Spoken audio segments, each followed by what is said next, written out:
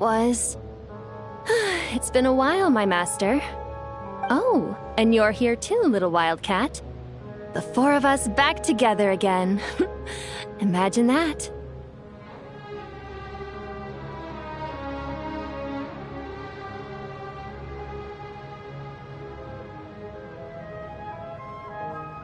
In truth, it was at first. I was none too pleased when those miscreants barged in. But it did give me the chance to reunite with you, dear master, so I shall overlook their folly. After we last parted ways, I merged with the land beneath Gurabad to suppress the dark calamities stirring in the depths. It rekindled the flame of vengeance within the Jinn, depriving Gurabad of any hope of peace. I fought against it for a long, long time, until one day, I sensed a change in a foreign land to the west. Suddenly, the pitch-black abyss fell silent.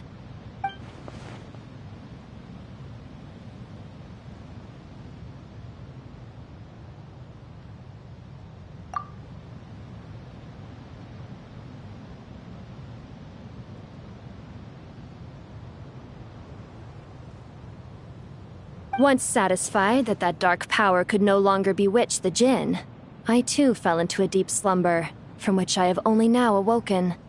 Why have you returned to Gurabad, my master? And why is my sand-swept homeland in disarray once more? Well, basically, Sumeru is in danger and a lot of our friends are affected. Some bad guys messed around with Irminsul and now they've released the Jinn in here. We managed to chase off the culprits, but we have no idea how to seal this place back up and stop the sandstorms. Child's play. I shall quell the Jinn and scatter the storms. Thank you, Lilupar. No need to thank me, my master.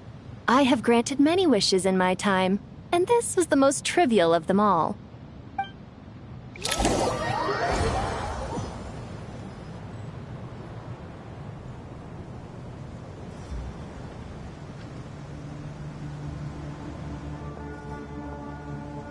The sandstorm's gone. The sun shines bright again.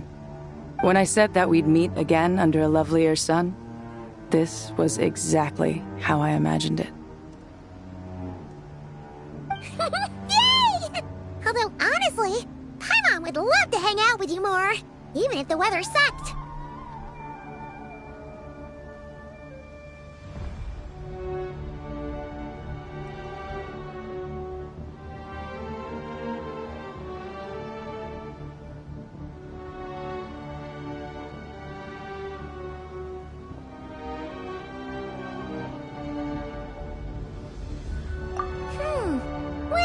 There shouldn't be any more Jinn breaking out, right?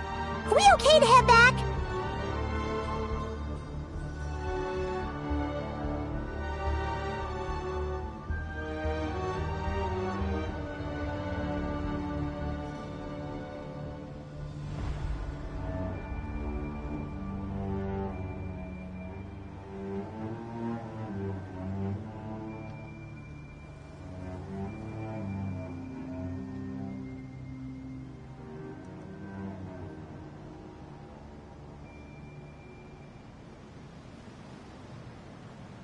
Sounds good.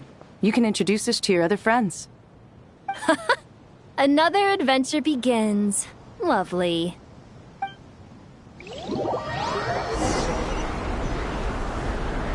storms have stopped! We should be able to get to the Temple of Silence without any problems now. Time to regroup!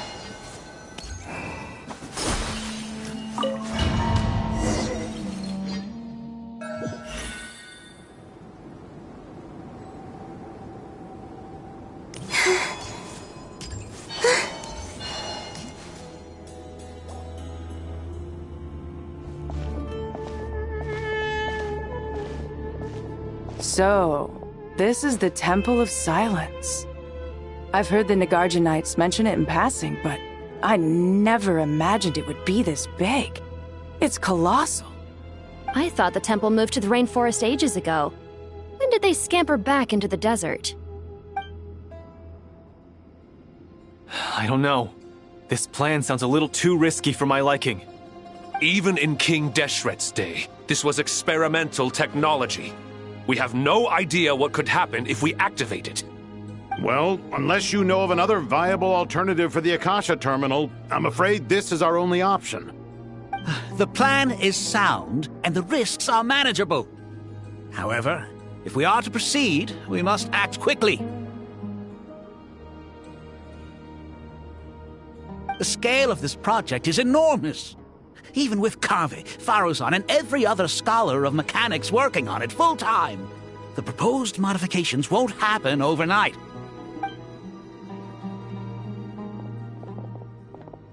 You're back. Everything all right? And who are they? Friends of yours? Pretty much everyone in the Temple of Silence is. This guy's Kave, and the one next to him is Alhaitham. Hello, I'm Jet, and this is Lilupar.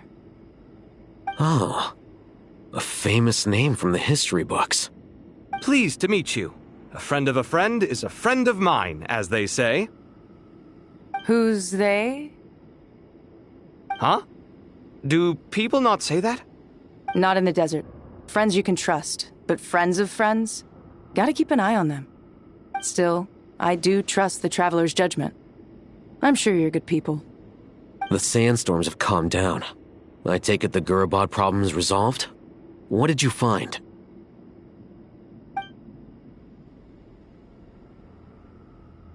And after getting all smarmy with us, he trapped us there.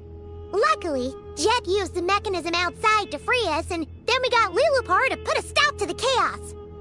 Wow. Thanks for being there to help them.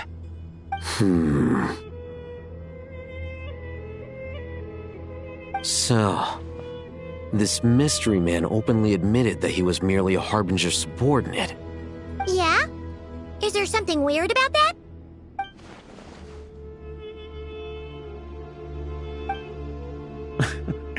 I assume you aren't naive enough to expect answers from an enemy.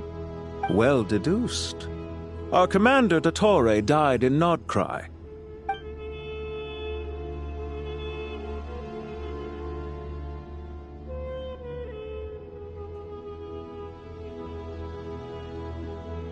Are you wondering about his true identity? Or do you think there's a big conspiracy behind all this? I wouldn't go as far as to call it a conspiracy. Just the simple fact that having someone to shift the blame on tends to prove useful should trouble come knocking later. The most important thing for now is to solve the immediate problem. Perhaps that man knew you wouldn't have the resources to investigate his background and so didn't put much effort into disguising himself. This is all getting a little cryptic for me. I'll let you guys talk while I take a walk with Lilupar. Jet? Aren't you with the Blazing Beasts? What a coincidence. Didn't expect to run into you here. We're mercs.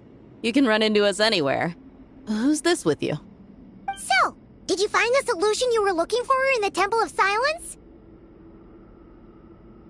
You bet we did. This place is incredible. It has everything. So far, we've discussed a plan and verified its feasibility. Building a new system from scratch is out of the question.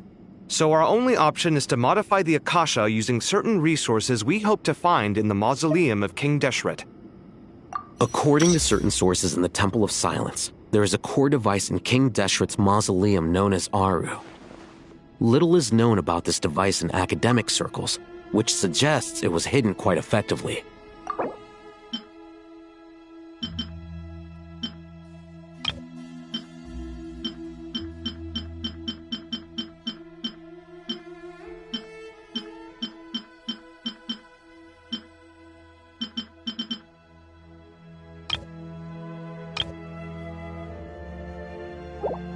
If these sources prove correct, the energy contained within Aru may be sufficient to power our Akasha renovation plan.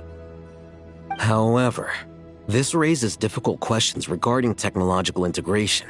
The sages are still debating it. Yeah, but I'm sure they'll reach a compromise once they've argued it out. The people of the rainforest are always cautious when it comes to desert technology. But times of crisis like this leave us with little choice. Wait, Paimon has a question. Is this the same Aru we've heard of before? It's sealed off, right? Some sort of prison where the Goat King, Ibis King, and Crocodile King are locked up. Well remembered. Yes, that's exactly right. According to our records, Aru was the most brilliant creation King Deshret ever conceived of. Built by divine and mortal artisans working together. It was a miraculous accomplishment, and it lies hidden deep within the king's mausoleum to this day. That being said, what Aru actually does and why it was built, those are deep secrets we are not privy to. Until recently, I wouldn't have been optimistic that the place even exists.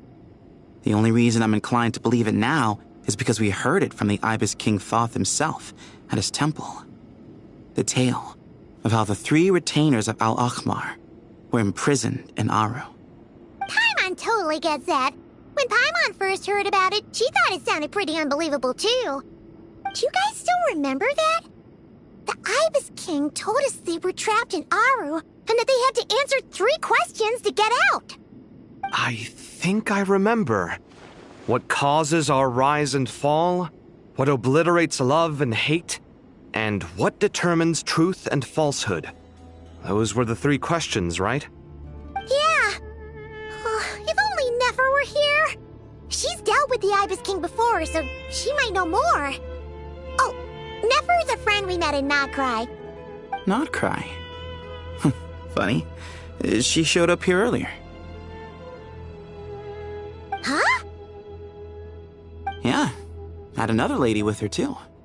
Both said they knew you. They contacted the sages, claiming they might be able to offer some assistance. Really? They came here to help out? Yes, really. It was just before you got back. One of them said she's made Nodcry her home. If she's the person you were talking about, then... Looks like betting on Aru was the right choice. See? They're right over there. Nicole! Nefer! Why, hello! We're here to help.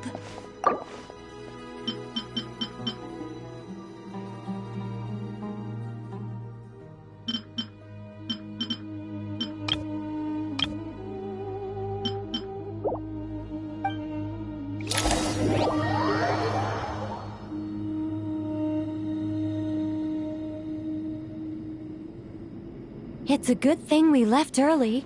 We almost got locked out. Locked out? What do you mean? Oh, you haven't heard? An invisible barrier has appeared around Sumeru's borders, cutting off all travel in and out. No one can leave and no one can enter. Sumeru has become a lonely island. Are the Fatui behind this too? Actually, no. This has nothing to do with them. I suspect it's a defense mechanism within Irminsul itself. Irminsul is the source of Tevat's ley lines, after all, and Sumeru is the nation closest to it. I imagine this function was put in place to seal the entire region off in the event of serious damage, preventing the disaster from spreading to the rest of Tevat. It may have been implemented long ago. But doesn't that mean that the people here won't be able to escape to other nations if the anomaly keeps spreading? Currently, that does appear to be the case, which is precisely why I am here. This is a critical moment for the world, and Sumeru is the eye of the storm. Paimon's surprised you managed to convince her to come back to Sumeru. Indeed. Even for someone of my wisdom and eloquence, this tested my skills to the limit. And why should it concern me that Sumeru's in trouble? Surely you don't think I still have feelings for that place? Judging by your tone, I suppose you don't. Sounds like you don't know much about my past. And here I thought you knew everything. All I know is that the Ibis King is the source of your power. He was quite a prominent moon envoy once upon a time, so I do know a thing or two about him. As for your past, I have ways to learn the full story if I wish to. But everyone has secrets they'd rather keep to themselves, wouldn't you say? I'm glad you see it that way, Miss Nicole. I've chosen to call Nodcry home, which is why I did my part in its hour of need. That doesn't mean world savings become a habit with me. I have no particular desire to play hero in Sumeru, thank you. I understand. Human emotions do not appear and disappear without cause. There is always a reason to be found behind both salvation and destruction. Still, if time has taught me anything, it's that human emotions are often complex and in conflict. That's why people change their minds about things all the time. But that's where we angels come in.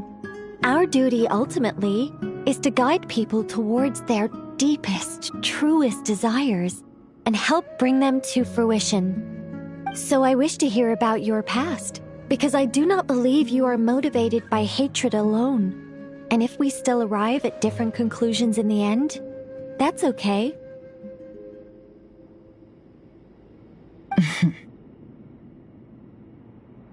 I refuse.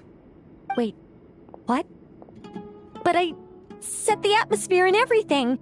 Isn't this supposed to be the moment when we finally open up to one another? Is it? Maybe I'm not so good at reading the atmosphere. You're right, Nicole. There's more to me than just hatred. Had it consumed me, I'd be left stuck in the past forever, never living in the present.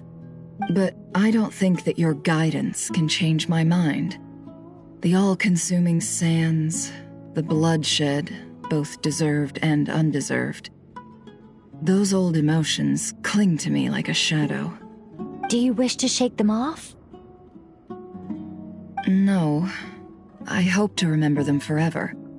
Those emotions and memories shaped me into the person I am today. They'll always be a part of me. In that case, would you like to hear my perspective, at least? Sure. It's not every day you get to hear an angel's opinion. A long, long time ago, when the angels still walked freely upon the earth, I found life tedious. Monotonous work, lukewarm relationships. Things weren't nearly as interesting as they are now. And yet, since the angel's demise, I have found myself missing those days on more than one occasion. Human emotions are often attached to a person, a place, or an object. When those things are gone, the memories quickly fade, and the emotions slip away along with them. If Sumeru were destroyed, both rainforest and desert would be no more.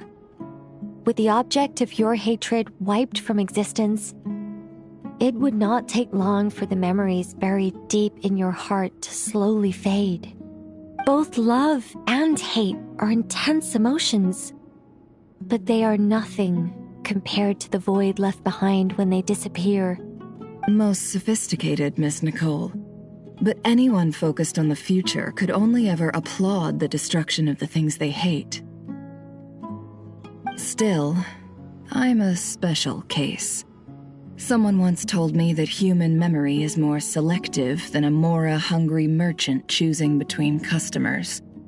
We all need a reality check once in a while, so we don't forget the truth. As much as I dislike Sumeru, this is no way for it to perish. All right, you win. I'll help you out a little, but I won't work for free. How much will you need? You're not gonna milk this for all it's worth, are you? What do you think? I'll be upfront with you. I don't have much more on me. If that's what you need, I could borrow some from Alice. Or perhaps I could pay in sculptures. The ones I carve are actually worth quite a lot. Just cover my travel expenses. Huh? Is that all? That's all. Given all the people I owe favors to, I can just about justify a trip to Sumeru. Yehoda! Here, boss! What do you need?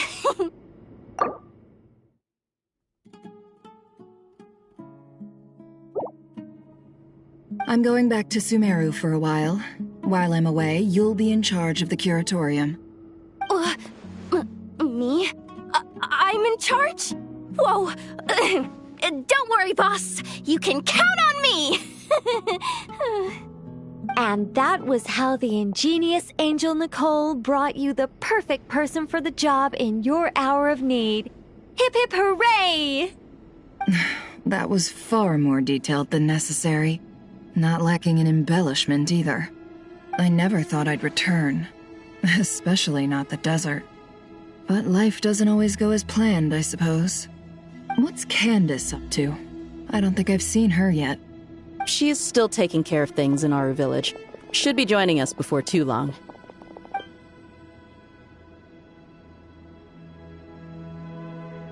Oh, and sorry. Hope we're not interrupting anything. We have some good news, though. We're planning to go to the mausoleum of King Deshret to look for the legendary Aru, then use it to try and restore the Akasha system. According to records in the Temple of Silence, the mausoleum houses something called Aru's Chute, which can be used to establish connection with Aru. We still have some time before we leave, so there's no rush. By the way, who are these two new faces? Just call me Nefer. I'm based in Nodcry. Did I hear you mention Aru? Correct. Well, I happen to have a connection with one of the 3 retainers imprisoned inside, the Ibis King. I'm here to get things done, so if you don't mind, I think I should come with you. That sounds perfect. Miss Nefer, are you from the desert by any chance? Why do you ask? I don't know. There's a familiar air about you. Plus, you mentioned Candace. Sorry, I don't mean to pry. It was just a random thought. I'm Dia, an eremite mercenary. My work usually keeps me out in the desert. I'm on good terms with Dory, and she's mentioned you all before. It's nice to finally put faces to the names. However, my associate here is probably less well acquainted with you. Why don't you all introduce yourselves? Actually, I'm a little better acquainted than you might think. Huh? Huh. Are my eyes playing tricks on me? It looked like you spoke without moving your mouth. Ventriloquism. I have heard tell of it before. What is it, Kale? It's you! You're the voice who's been speaking in my head, aren't you? You encouraged me to report my dreams to the Dendro Archon, and got me to recite that magic prayer. Mm-hmm. I have many titles, but let's go with the most pertinent one. I am Nicole Rain, an angel who has lived since ancient times. An angel? Sounds like a big deal, but, what exactly is an angel? Oh, Well, we're a rather long-living race of beings. Not gods, technically, but we can still tell you a lot of stories from ancient history. Yep, and she's also an amazing sculptor. You could say she's a real creative type. Well, ma'am, if both the Traveler and Paimon give you rave reviews, you must be pretty impressive. Oh, please don't call me ma'am. I find it so awkward when people get too formal with me. Just relax and be yourselves. No need to be nervous. Miss Nicole, if it's okay, could I ask you a few questions? Yes, you may. I can see your heart is filled with confusion, and you are desperate for answers. I also know which questions you want to ask me. Why did you dream of Sumeru City in disarray? Why did those verses soothe the Jinn only when recited by you? I can guide you to the truth, but it involves a personal secret of yours. I'd prefer to speak with you alone, if possible.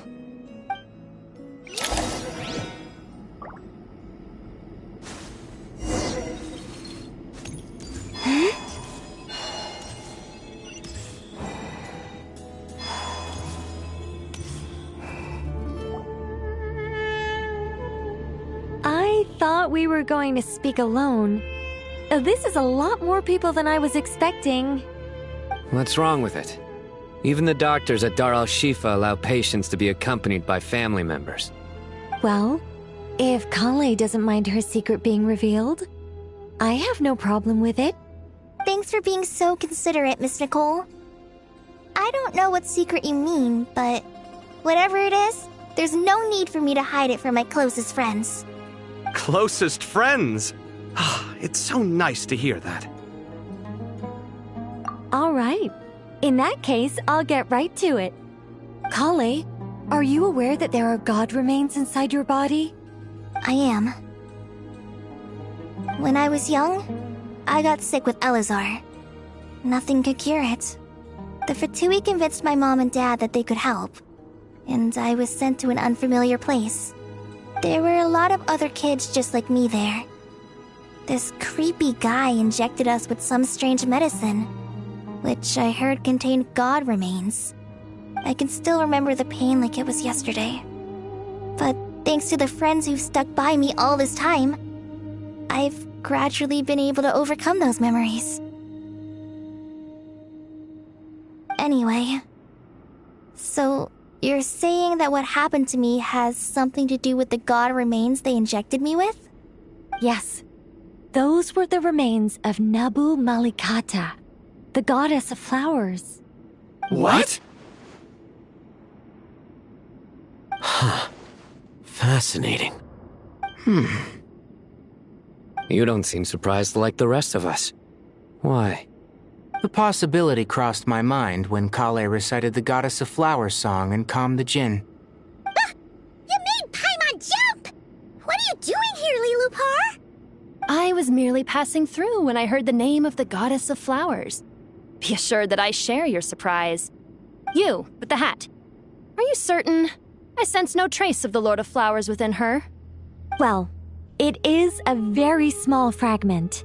Unless special methods are used to manifest its power, even her closest acquaintances would find it near impossible to detect. After the goddess passed away, her remains were scattered across the desert. King Deshret gathered all the pieces he could find and buried them in the Eternal Oasis. But some fragments remained unaccounted for. Eventually, the Fatui must have found a way to track some of them down. Presumably for use in some experiment. It's not an uncommon occurrence. You're more shaken than I thought. In one sense, you've been extraordinarily lucky. So many people who yearn for this kind of power never attain it, yet you have coexisted with her all this time without even realizing it. I don't know what to say. I'm glad that I could help everyone with this power, really. But knowing that a fragment of the Goddess of Flowers is inside my body is... it's a strange feeling. Well, people value their autonomy very highly. Even a well-intentioned intruder can shake one's sense of self. I understand how you feel, Kale. But once you get used to it, you'll find it's nothing to be concerned about. Huh. I guess you, of all people, have a good reason to speak on this. 2 good reasons, in fact. Incidentally, 3 is the maximum number of Hermanubis' Ba fragments that I could bear. Let me guess. Because 2's company, but 3's a crowd? Thanks for helping to explain the joke, Tainari. Not my intention. Goddess preserve me. I should take my leave. This boy in his wolf's head hat speaks much too differently from the Hermanubis I remember.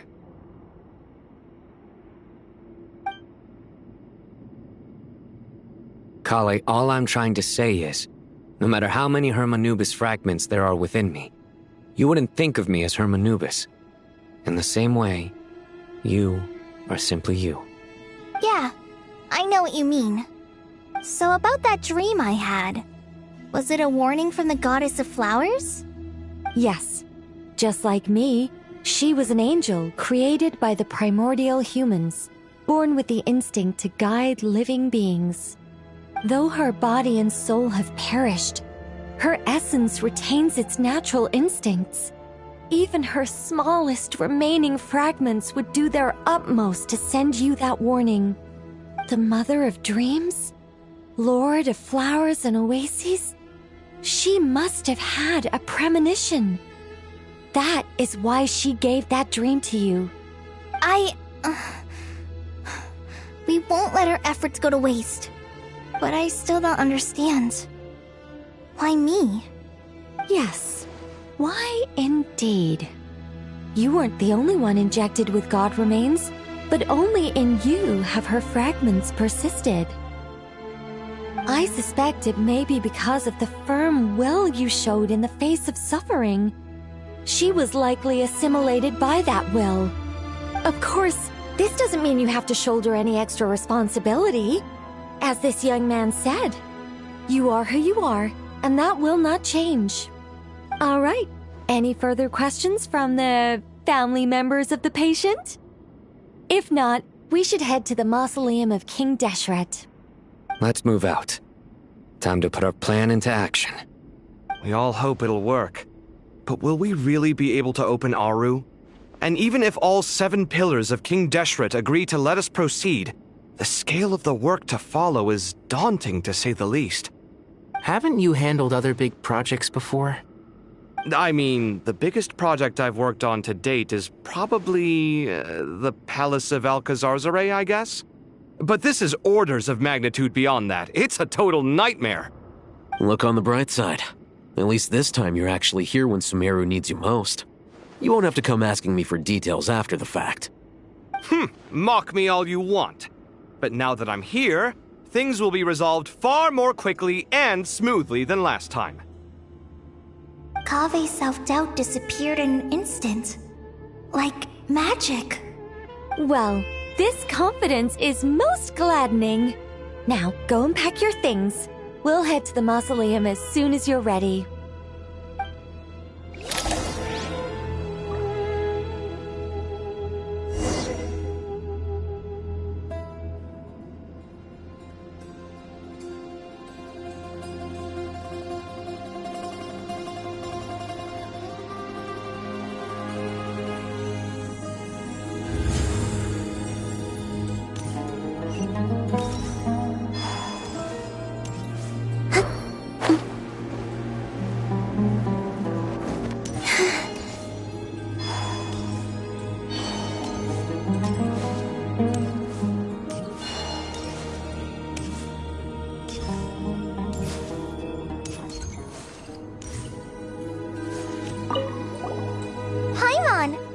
Again for your notes. I'm done copying them, so here you go. You're welcome. Just let Paimon know if you ever need help again.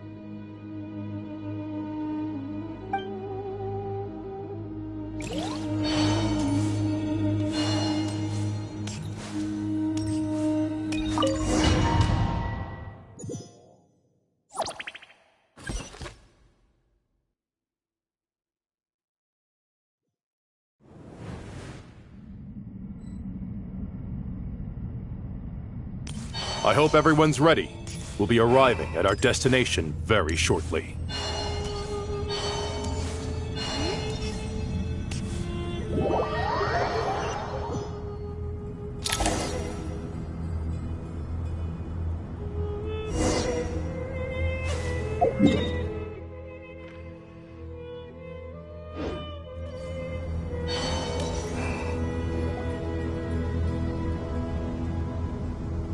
Why, we've not seen so many visitors ever, really. What is this place now, a tourist attraction? Closer inspection reveals many familiar faces.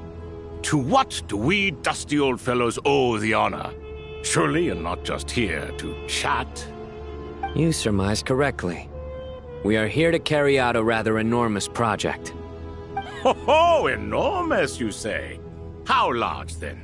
Larger than the gaping void in our lives? Why, you've even put a smile on Goatee and Crocco's faces.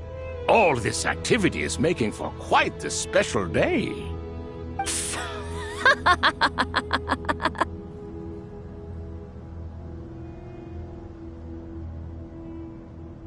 I know that laugh. Lilipar? What on earth are you doing here? Oh, this is hilarious. Turns out good things really do come to those who wait. As long as you stay alive long enough. When did you three get locked up in here? And still you act all high and mighty, putting on a show for the younglings. Truly hysterical. Why, you... Yes, I know. No need to shout. You're right, Lilipar. Goatee, Crocco, and I all have the same problem. But didn't King Deshret seal you away? How did you break free, and how did you get in here? Who knows? Perhaps you can ask my master one day, should you ever get the chance. Behold, the executioners of old. Some have turned into fragments residing in human bodies, and others are imprisoned eternally, leaving not a single shard behind. It's almost tragic, watching lowly prisoners like you act all self-important. Curiosity gnaws at you, doesn't it? Your interest in the outside world threatens to burst you at the seams.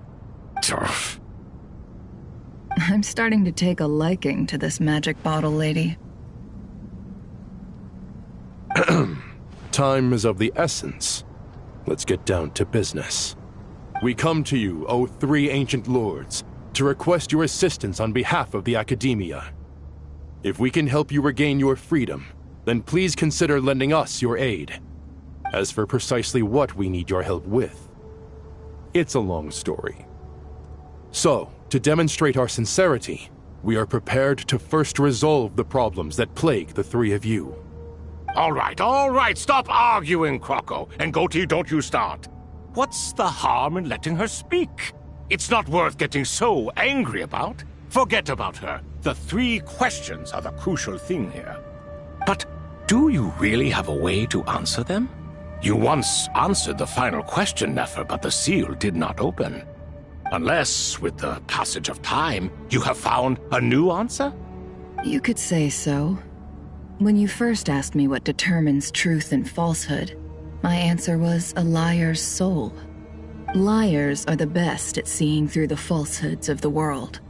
But if you want them to tell you the truth, you have to reach their soul. I think that makes sense.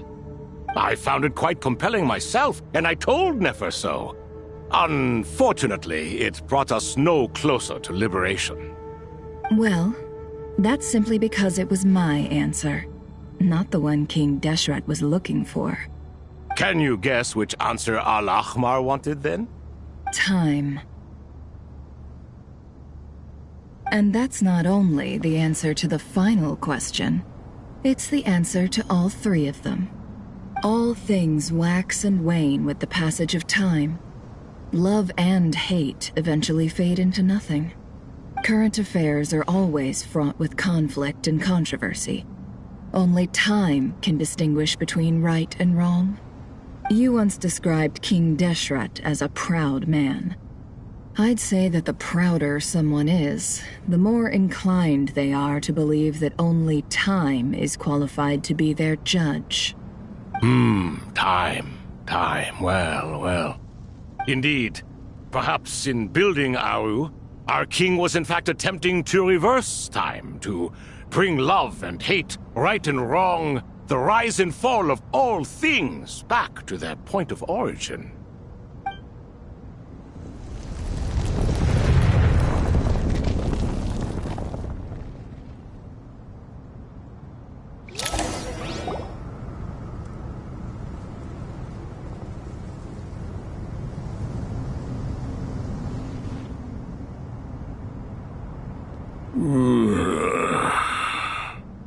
This is the most eventful day I have experienced in a long, long time. You have my sincere gratitude. Are those 3 of the 7 pillars? Turns out the statues were quite faithful to the source. You 3 seem to be in good spirits.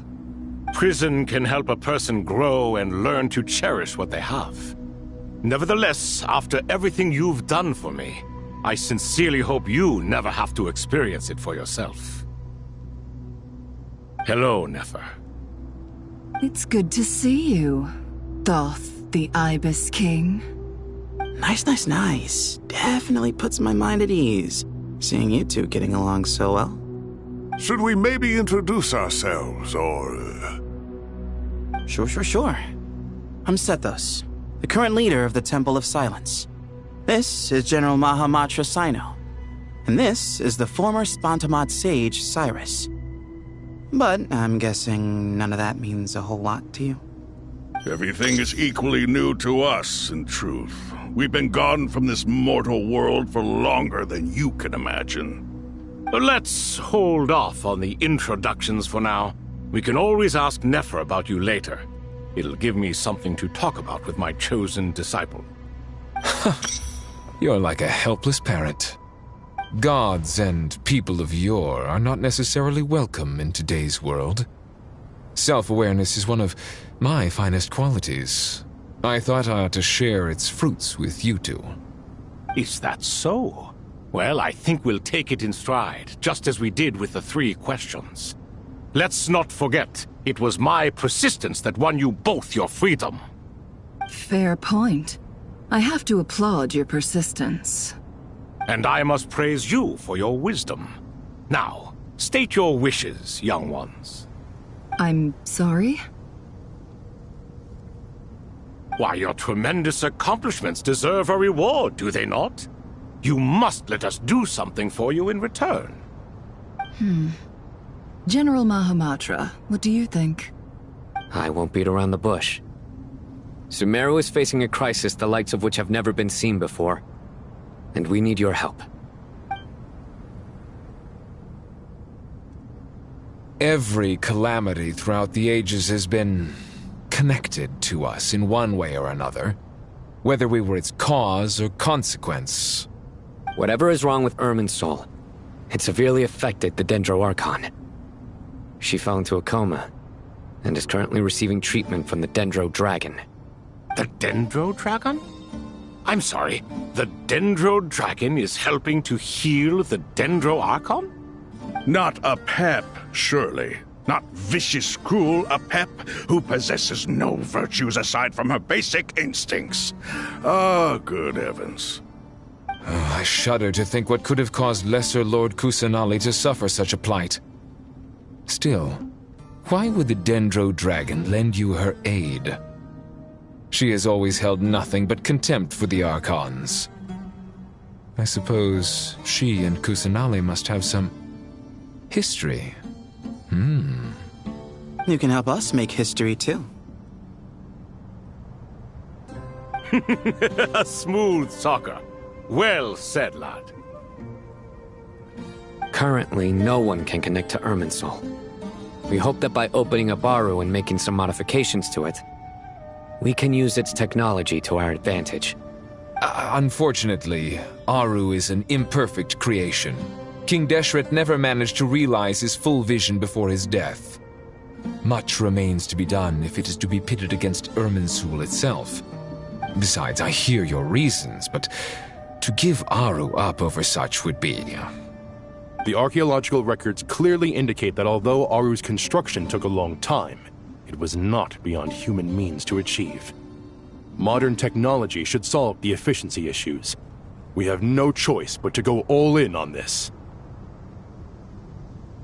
This is by no means a threat. But the only reason we helped you escape from Aru was to gain the necessary leverage to negotiate with you. You asked us to state our wishes, and we have. Each one of us here needs your help, as do all the thousands of people living in Sumeru. They need you, and they need Aru. What do we think, my fellow old fogies? Shall we lend our support or not? Since you ask so nicely, naturally. Naturally what? Are you for or against? I simply mean we shall do what comes naturally. You claim that you wish to open Aru. Know you then that the golden slumber created by King Deshret is preserved within? We do. We understand the risks involved. In all likelihood, the mortal world will never again be able to replicate King Deshret's work. Never will there be another chance to come so close to creating a utopia. Knowing this, are you sure of your decision? We are sure. Before people can dream, they must first live. If your minds are made up, very well. We shall summon our erstwhile colleagues to discuss this further. Saint Shezepank, Saint Bennu, once you surrendered to silence and were buried with King Deshret. But now, we invoke the right to awaken you with our voices.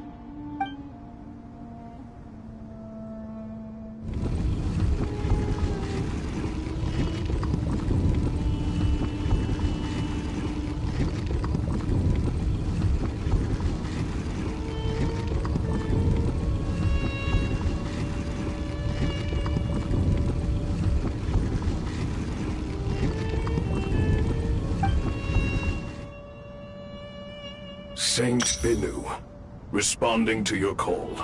3 kings detected. Initiating autonomous will.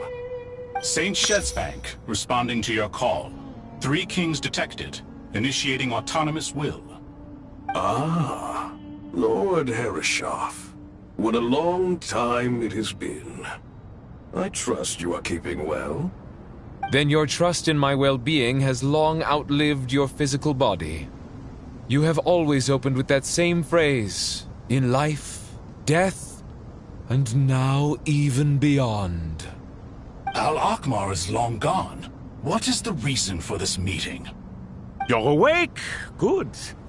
We are voting on whether to give the people of present-day Sumeru access to Aru and permit them to perform technological renovations. You have the right to support or oppose the motion. Aru is the pride of Al-Akhmar. Opening Aru requires the unanimous consent of the 7 pillars. I hope you have a convincing reason to present to us.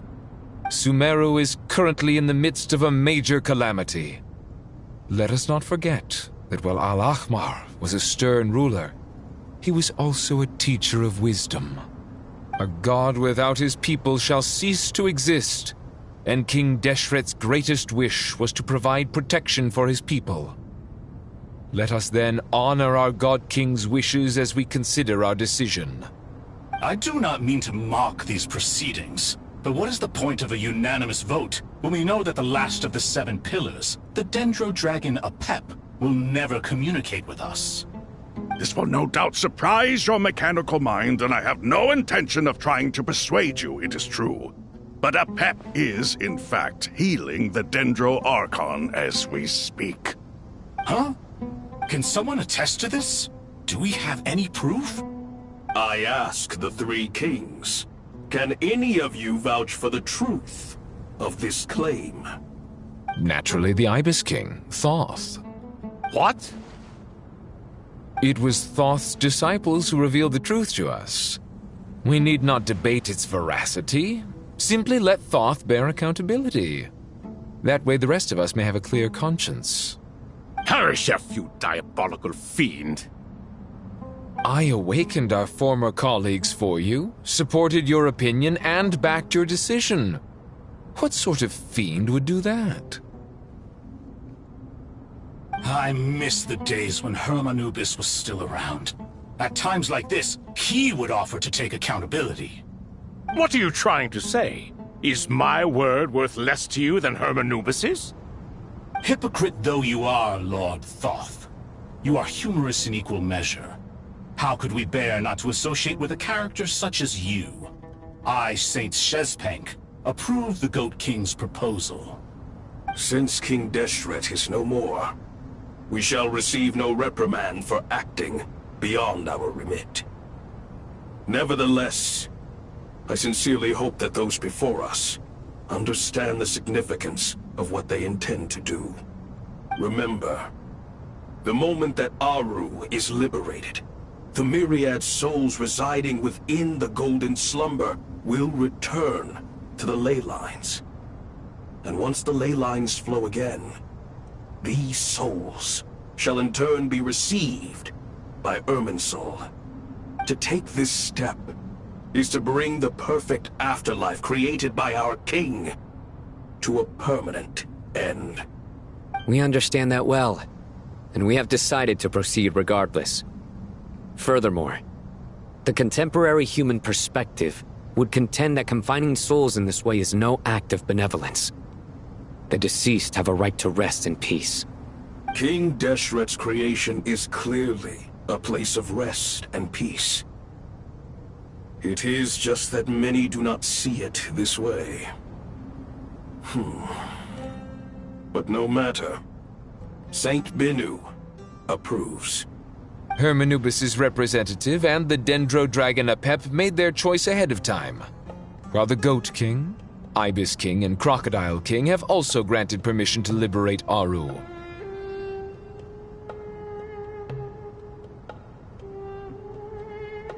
By the grace of His Majesty, guided by his wisdom and will, let the gates of Aru be reopened.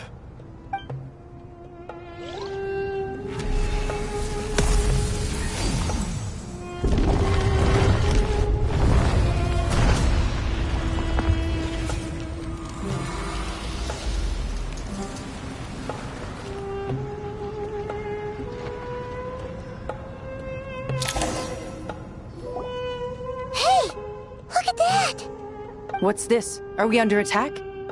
No. Wait, it's...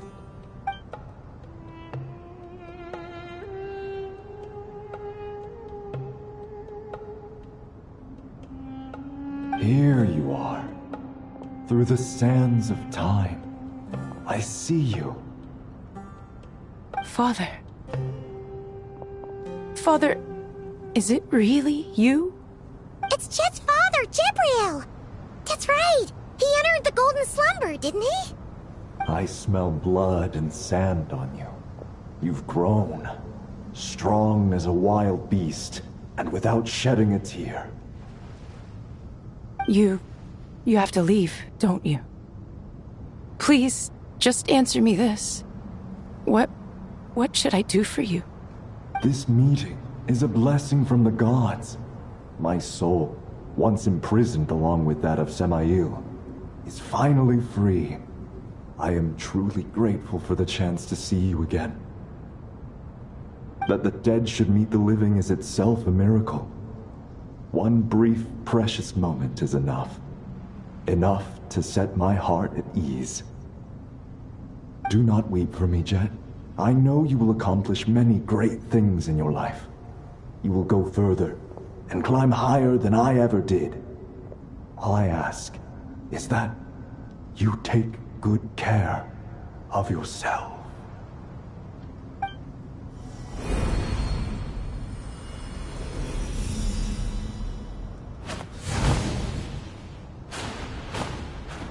Father! Father! Father. Hey, Jet. Do you want something to eat? Maybe it'll help you feel better. I'm fine. Thanks, Paimon. It was just a little sudden.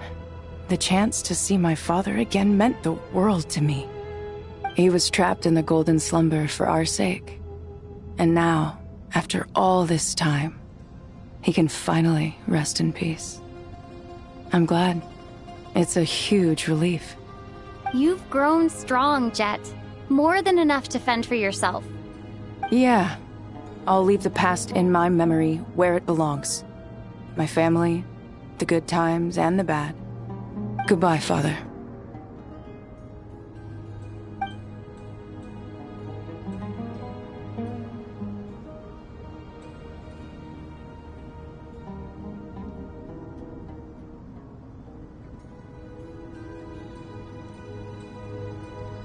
Ah, me, what a touching reunion that was. It seems we did a good deed today. We three retainers, once imprisoned for our iniquity, are surely the least qualified to judge whether this deed is good or bad. Either way, Aru is open. Now you have your opportunity, and with it, whatever trouble may ensue.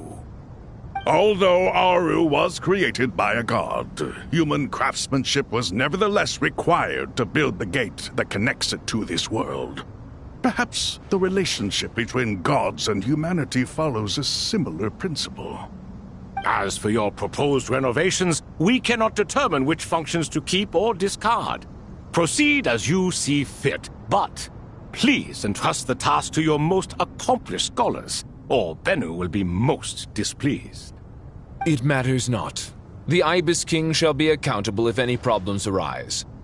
Ibis, you chose to take on disciples, and so it follows that you must accept the risks of associating with humans.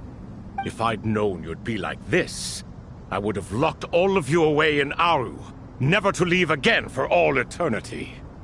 All of us? What does this have to do with me?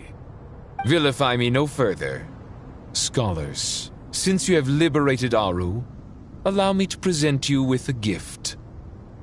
Using Aru's power, we shall install a defense mechanism at our king's mausoleum. You must be guarded even against Irminsul itself. This shall afford you some convenience. Unseen and unheard. From this moment forth, none may by sight or hearing perceive anything said or done within the mausoleum. Amazing. And all this is achieved just with the power of Aru? With technology from the heavens, the possibilities are endless. Just because King Deshret did not use it for this purpose does not mean that it cannot be done. So, marvel away. This is the reward you have earned. All right. Well, that resolves the issue of confidentiality. What about the technical side? Do we have the manpower? Why, yes. I've already contacted them. They'll be here soon.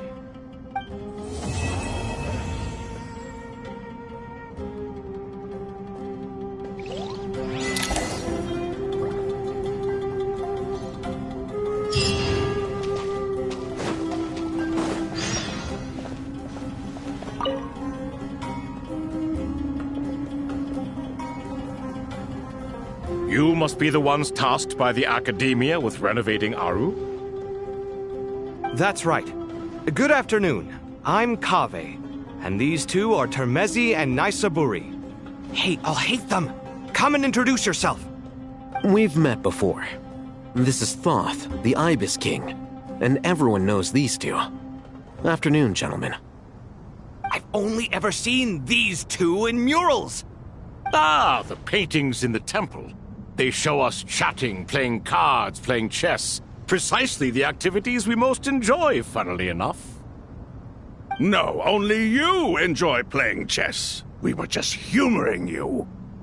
I wouldn't go that far. Back to the matter at hand.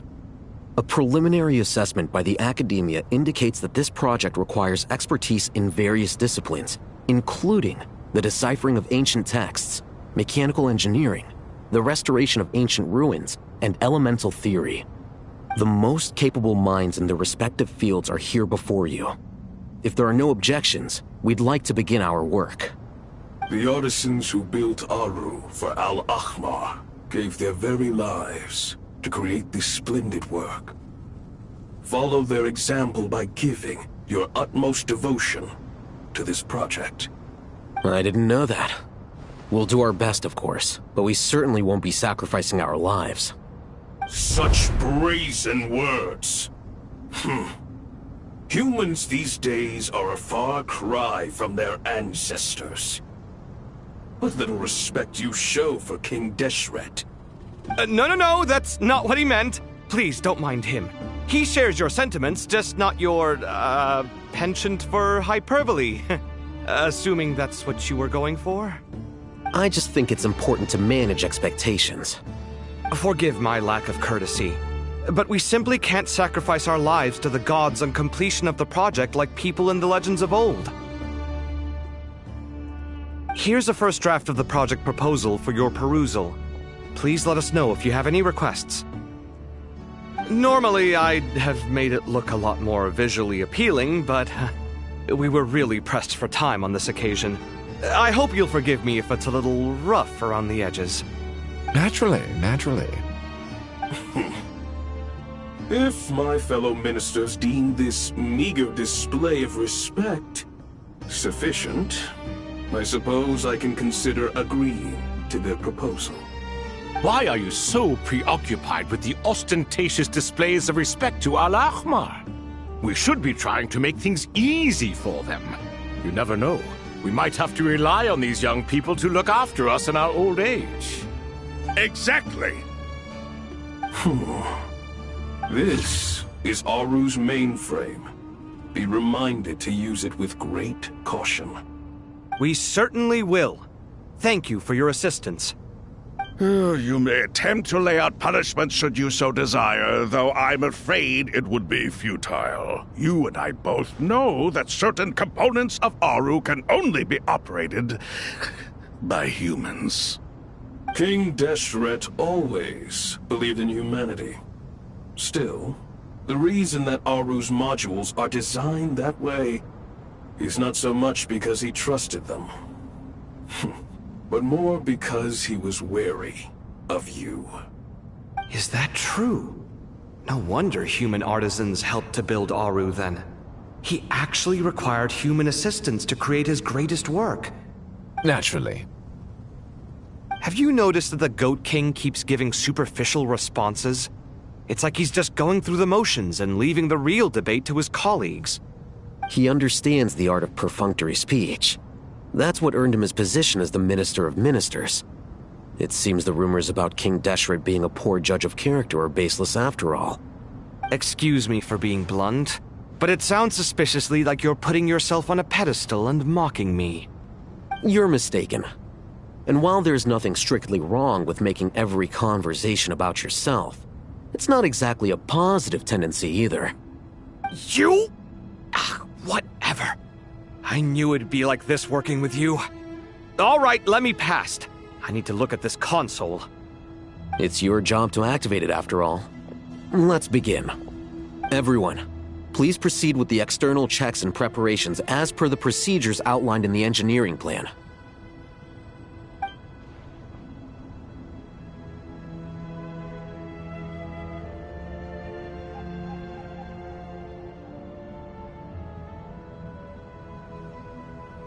Hello there, youngsters. Whoa, the Ibis King came to life. What do you mean, came to life? I've been alive the whole time. You did say we could start our research, right? Are you having second thoughts now? I've reviewed the proposal. The work you're planning to carry out on this grand device is ambitious in its scope. You have ample confidence in your abilities, I take it? I wouldn't say I'm feeling hugely confident, but given how bad things are, I'd rather at least try something than sit around waiting to die. You are the top scholars of your day. I trust you are aware that there are countless links between Aru and the Akasha? Aru and the Akasha? But... I thought the Akasha was the Academia's greatest technological accomplishment, created years ago by the Dendro Archon to help her people access knowledge. And you too?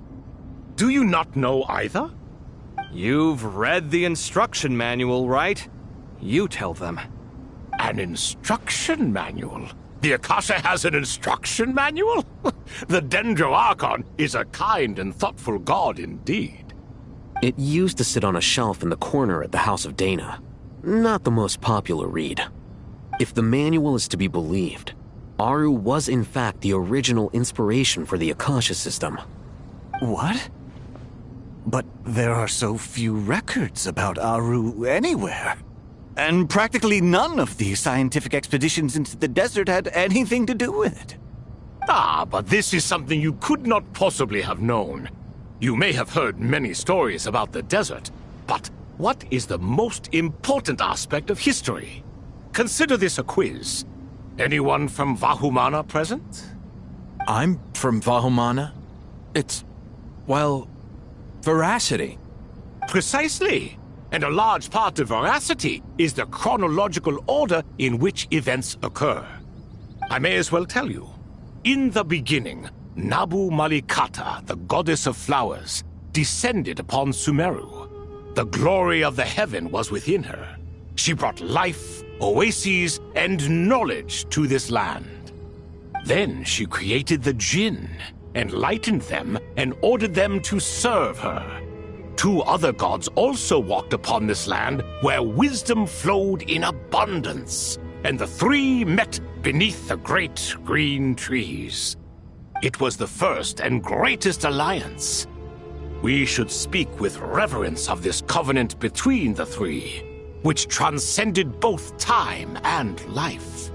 For they promised that in Sumeru, wisdom would be shared with all. All the great changes in Sumeru's history began with the goddess of flowers. For King Deshret's sake, she pried into the secrets of Celestia, and for this was burned to ashes by the flames of wrath. So grieved was King Deshret by her passing that he lost all interest in state affairs and devoted himself instead to the knowledge that she had brought back. It was after learning of the technology from that floating island in the sky that he first conceived of Aru. And so, the Akasha was inspired by Aru, while the basis for Aru itself came from Celestia's technology. Well, if the 2 share a common technological origin, then connecting one system to the other is an entirely feasible idea. Unbelievable. Have you no reverence at all for celestial technology? No, I do, but there's no time for that. The schedule is too tight. Blame it on the deadline. Perhaps you could try coming up with our cutoff dates. You know what it's like having to turn around 5 different drafts in one day? I wouldn't wish it on my worst enemy. Yeah, also, Sir Ibis, King, you don't plan on getting directly involved at all, do you? Yes, well, you strike us more as having come to give a popular science lecture. Or, wait, does this count as more of a first-hand witness statement? Neither. Anyway, this sounds like far too much work for me. Still, if Aru is so powerful, why didn't King Deshret use it for more ambitious ends? Because it was never fully completed. King Deshret had grand plans, but he perished before they could come to fruition. In the beginning, his wish was to create something that could rival the very world itself. The Lord of Flowers sacrificed everything for that ambition. What he desired, she bestowed, and thus was knowledge brought into the world. Her courage and sacrifice had to be honored with the most splendid of monuments, or King Deshret would surely have deemed it a grave injustice. And that monument, built from knowledge and technology, etched with a sacrificial and courageous love, even in its unfinished form, it deserves to be treasured. At that time, King Deshret said the following to the Lord of Dendro. "Since we share an eternal covenant, I shall never be your enemy. Hence, the fruit of wisdom from the heavens is not to be devoured. Remember, it is not that I lack the power to become the enemy of wisdom. Yet you and she have taught me much and shown me kindness. For this, I cherish you both." In the end, Aru was only used to store a portion of the souls. It was but a primitive form of the masterwork the king had envisaged. His final hope for Aru was to return to the past, when she yet lived. So the point you're making is, King Deshret was both powerful and ambitious, and he only ceased his imperious ways out of affection for the goddess of flowers and the Dendro Archon. You could see this as an act of mercy, but you could also see it as the sentiments that lay between these three gods placing constraints on him.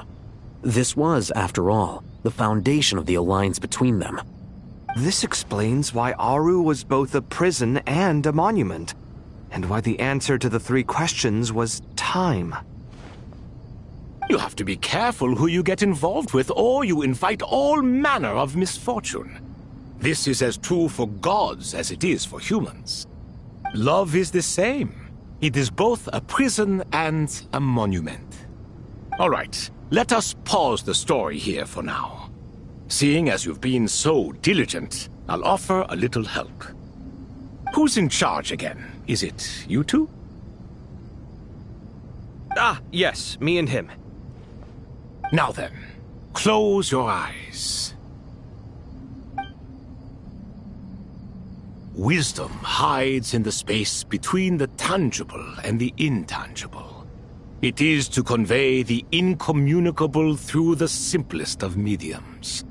By the power of King Deshret, I shall grant you a glimpse into the unseen secrets that lie at the threshold of existence.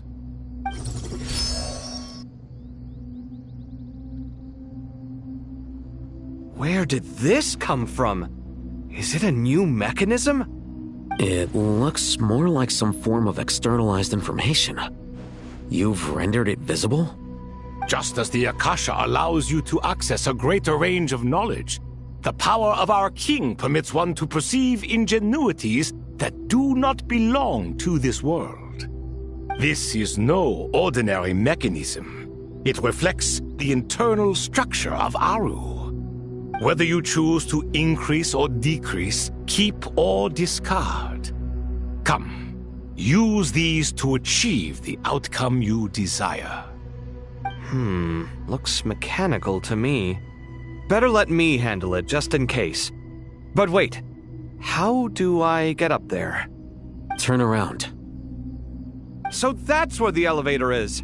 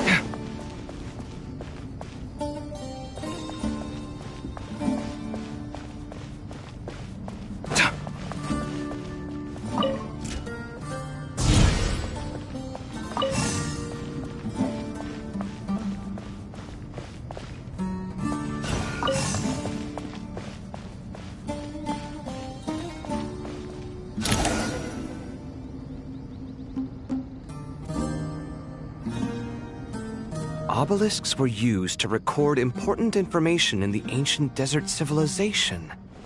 Hey, Alhaitham, there's some writing here I'll need you to decipher. I've sent it to your screen. Do you see it? Got it. It's a little blurry, but I should manage. Take a look and tell me what it says. Oh, and I'll send any other similar text directly to you from now on. Let's start with this one. It's a variant of an older script. Herein lie verses written for the Yellow Sands. Looks like cultural information from the age of King Deshret. If so, I suggest you delete it. Words thrown together merely for fun. I had no idea Aru kept a record of this. Well, as long as you're certain that this is strictly private information, that's fine. It is unimportant. All right, well, I guess I'll start now.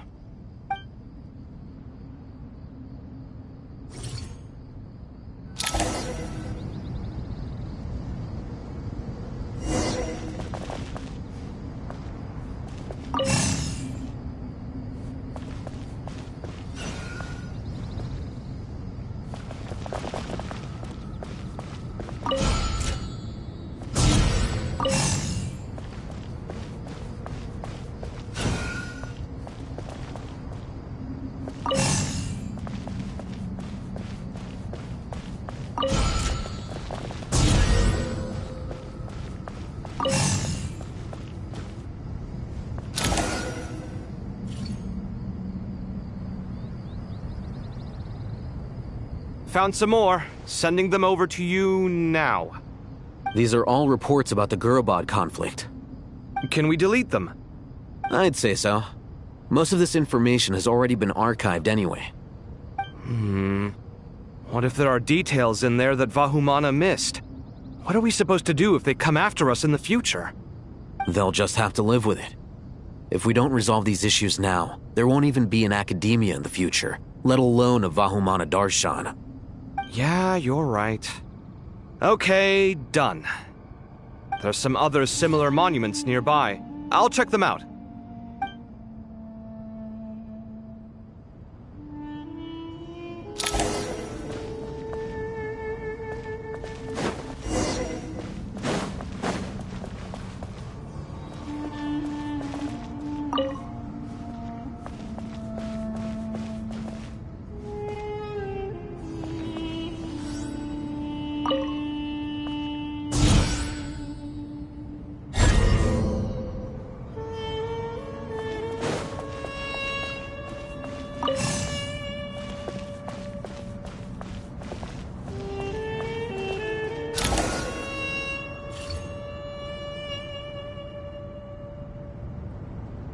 Another monument.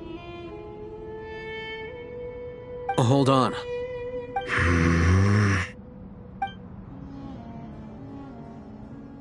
You're still reading it? How long is it? It records the development and governance of the Oasis civilization. Most of it concerns the Jinn, but it also contains records left by the artisans who built Aru. Is it important? Some of it. There was no way for me to read the whole thing in its entirety, so I had to rely on my intuition to pick the parts worth keeping. What about the artisans' records? What do they mention? They're speculations, mostly. For instance, they were wondering how to protect themselves if King Deshret decided to silence them after the construction of Aru was complete. Sounds like pure mythology to me. Surely that kind of thing didn't really happen. The records do emphasize that this was merely their conjecture based on various myths. Still, the artisans did leave details of their plans to survive, including blueprints for their escape route. Even that got recorded? Okay, well, I'll make a copy of this first before I delete it. Is that truly necessary? You won't be needing those. No, the blueprints are important. I want to keep them as a memento.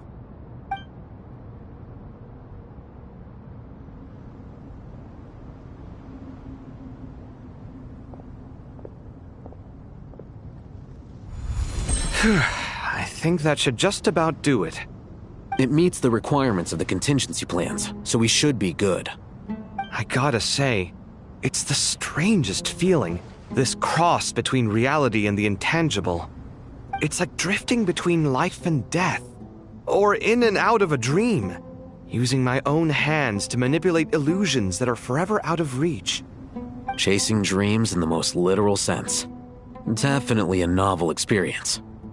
What happens if my spirit just floats away? That won't happen. Anyway, I wouldn't celebrate just yet if I were you. There's likely to be a phase 2 of this project. All right.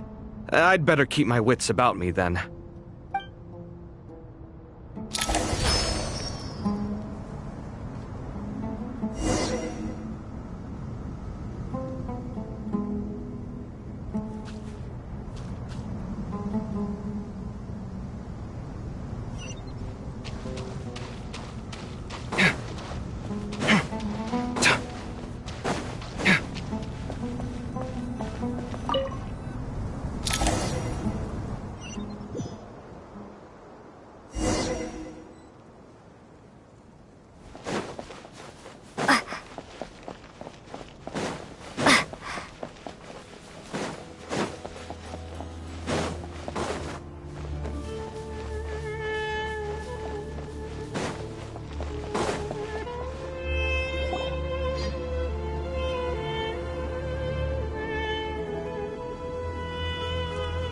Traveler from afar, do you worry for the fate of Sumeru as well?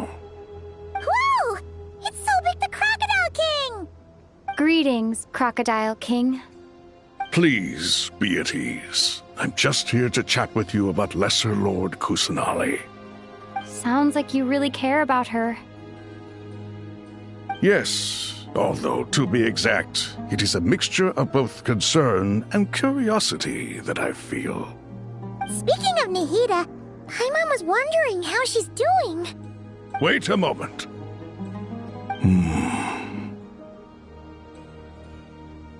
What is it? I tried calling out to Apep, but there was no response. This can only mean that she is focusing all her energy on taking care of Lesser Lord Kusanali. All the gods who served King Deshret seemed super surprised to hear that Apep agreed to help Nahida.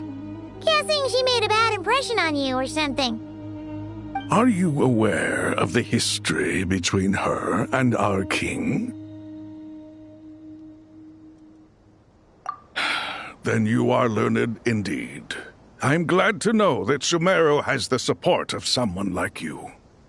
At the end of his life, King Deshret tricked the Dendro Dragon into swallowing him whole, leaving her to bear the torment of his sins. The Dendro Dragon despised King Deshret, yet he outwitted her. Rather than bringing disaster to the land, he chose to deceive her and thereby ensure his annihilation. An act that surely displays his love for humanity. The Dendro Dragon stands for the glory of a bygone era. She hated Al-Ahmar and what he represented. All the gods, all the power they wielded. And so, her willingness to help the Dendro Archon through this crisis comes as a great surprise indeed. It makes one wonder whether, perhaps, the Dendro Archon assisted her in the past. Yep, Nahida did her a huge favor.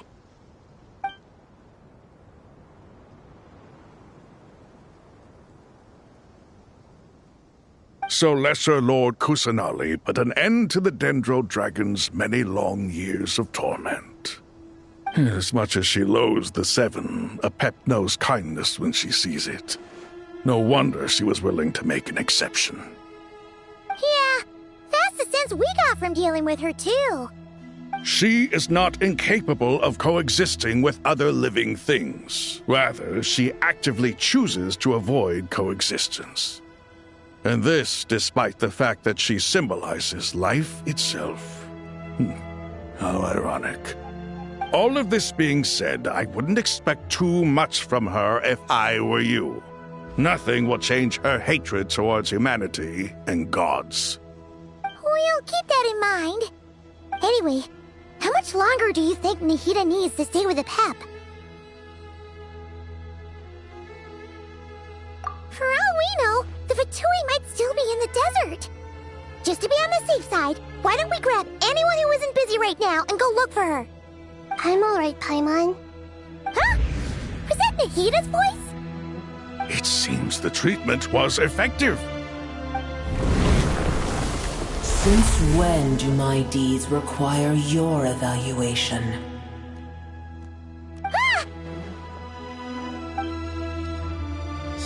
you'll do just fine. I had no intention of taking you any further. One ought not expect greater generosity than they have earned. You always hide your kindness away like an oasis within a sandstorm. Only those who make it through the swirling winds can know just how beautiful that oasis is, and how much hope it brings. You dare appraise my being? No, I'm expressing my gratitude. I want to thank you for sharing your precious life force with me.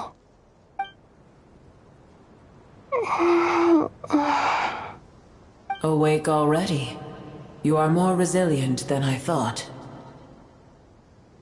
Pep. I feel much better. Thank you. Gods and their gratitude mean little to me. I would rather you give me your assurance that the situation with Irminsul and Sumeru's ley lines will be competently managed. If I suffer any ill effects from the ley lines, you, as the god of this land, will be held responsible. And you would not enjoy being held to account by me. I understand what you require, but I would assume this task even if you did not demand it. Sumeru is my responsibility. I must resume my duties as soon as possible. A farcical notion. God of Sumeru, I hope you realize how unextraordinary your strength is. And yet, maybe it is precisely what defines me. A god of wisdom is not meant to rule by force. Then hold steady. We go forth. Well, I'll be. Is that a pep? Do my eyes deceive me? Of all places, the Dendro Dragon has decided to visit the mausoleum of King Deshret? I see that after all this time, El Ahmar's menagerie of ministers remain as vile as ever. It's a pleasure, Dendro Dragon. Had you arrived but a little sooner, you might have attended a meeting of the Seven Pillars. What a nauseating thought.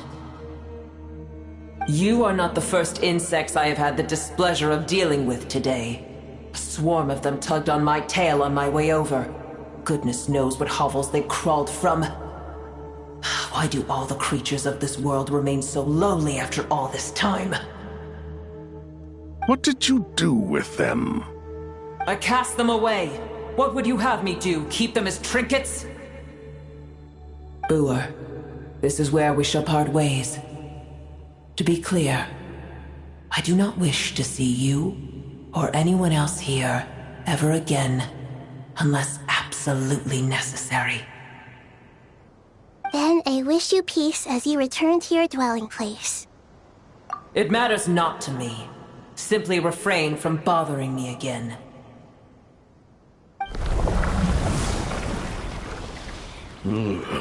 A force to be reckoned with. At times like this, I feel glad that she has no interest in any of this. Hold on, just hold on, okay? We're almost there. We made it. Huh? Wait, that voice! It's... Uh-oh, I'm gonna fall!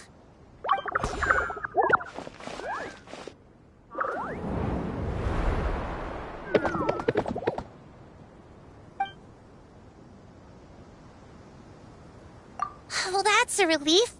A pair of safe hands indeed. The Dendro Archon's familiars. They are the last thing I expected to see here. Huh? Wait, what are the Aranara doing here? Don't you guys hate the desert? Obviously I was worried about the Dendro Archon. I've been supporting them with my Pari powers the whole way here. Oh, they seem pretty nervous. Is it because there are too many people around? Not just people. It's all these non-human beings, too. It's hard on them. I can't believe you made such a long and dangerous journey just for my sake. I appreciate your support so much. Thank you all. I'll have to ask everyone to wait while I help our new arrival settle in. Once I'm done, I'll gather everyone to discuss our next steps. Traveler, Paimon, shall we find a place for our friends to stay? Awesome! Let's go! Well, first I have some questions.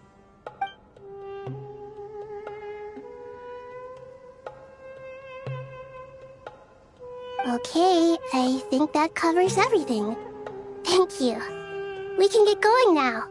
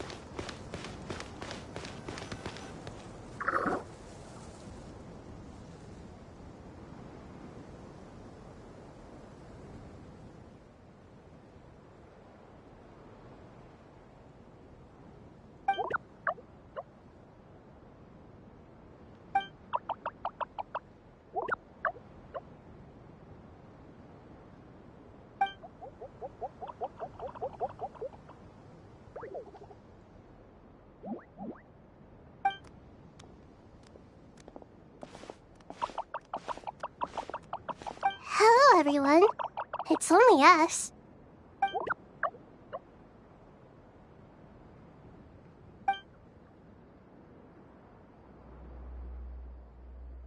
It must be very tough for you coming all the way out here, especially since you don't like the Voluka.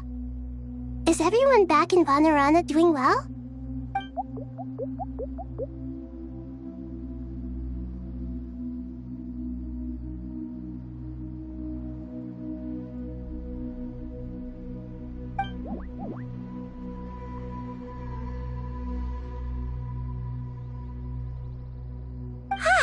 Everyone's here. Good. Are you okay? You look like you were about to pass out back there. Then you're forgetting who I am. Don't underestimate me.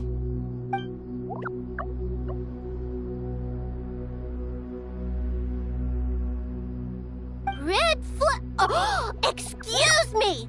Are you comparing me to Paimon?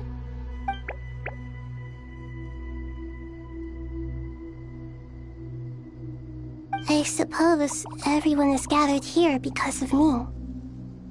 As we can see, the situation is critical, and everyone is very busy with their various tasks, so...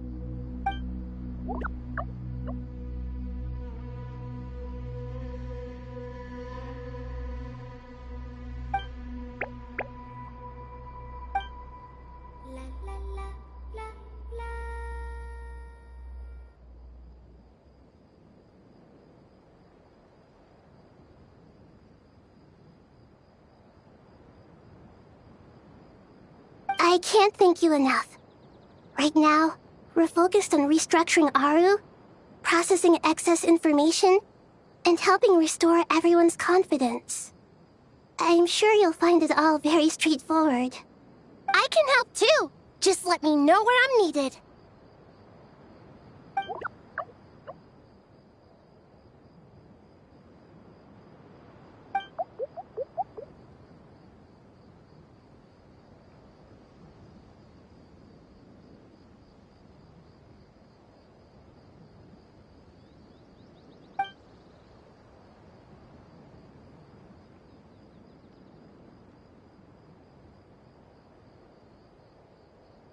Up to no good?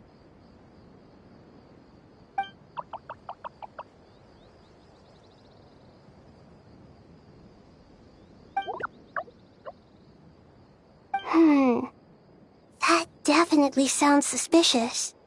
Traveler, Paimon, I have other work to attend to here that needs to take priority. Could I trouble you to investigate the situation Arabalika spoke of? No problem. Leave it to us. Thank you. I'm counting on you.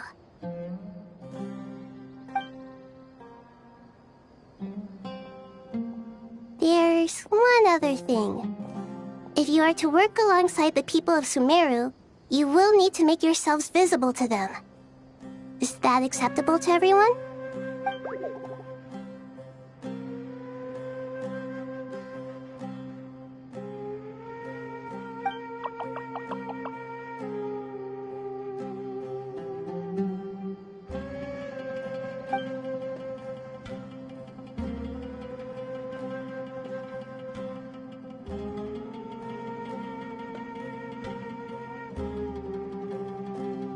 There's nothing to fear.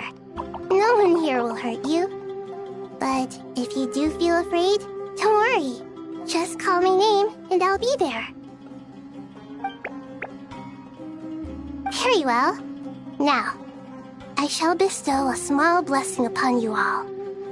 Whenever people see you and interact with you, from the moment their gaze meets yours, they will experience the most beautiful of dreams.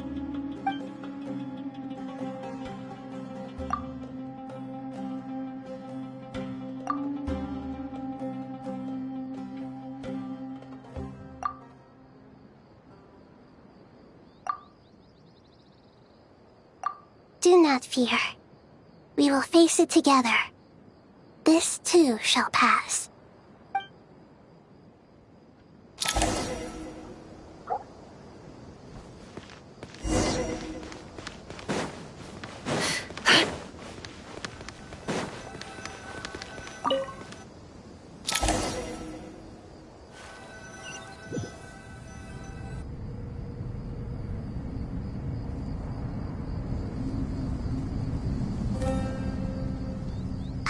Everyone's here. Wonderful. Dendro Archon, you're back. Are you recovering all right? You mustn't push yourself too hard. I'm doing very well. Thank you for your concern.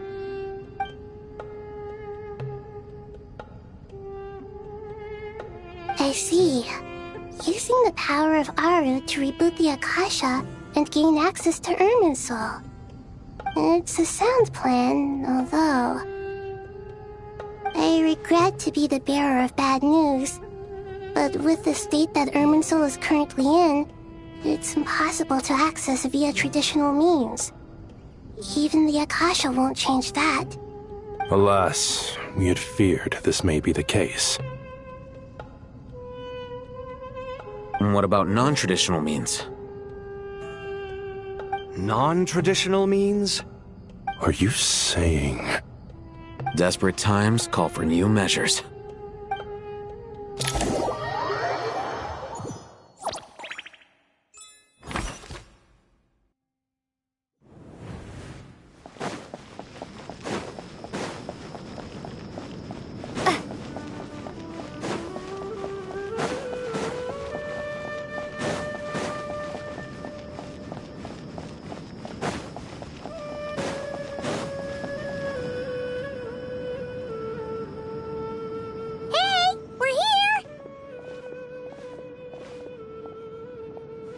Ah, it's you. Is there a situation?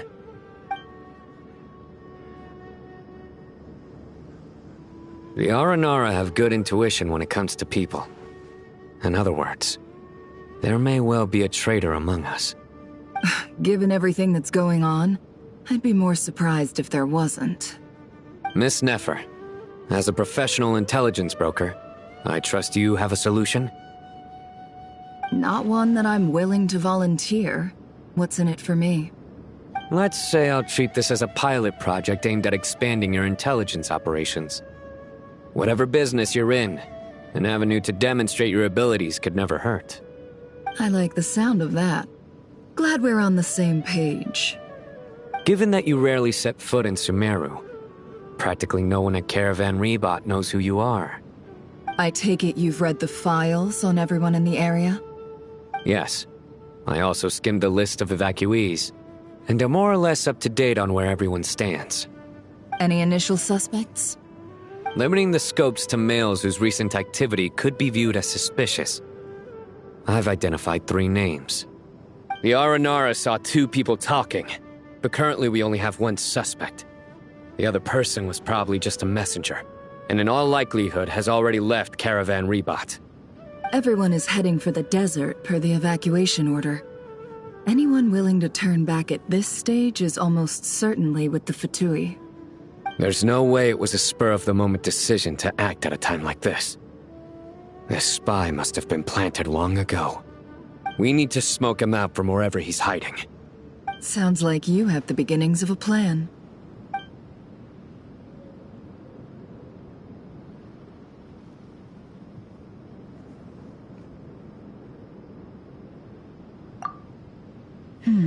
I see. Your suspicions are well-founded. I'd be watching him too if I were you. So far, we still lack solid evidence that he's been bribed. He hasn't made any recent purchases that would indicate he came into some cash. Then let's get closer to him to confirm before we make our move. I can handle it. I'm not based in Sumeru, so barely anyone at Caravan Rebat knows who I am. And you're certain you've never encountered this person in Nodcry? I'm certain.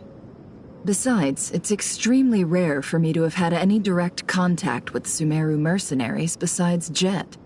There's no way he could have seen my face before. Sino, stay out of sight and wait for my signal. If he raises any red flags, I'll bring him toward the main road. Understood. I'll take it from there. Excellent. Well, it's a pleasure working with you.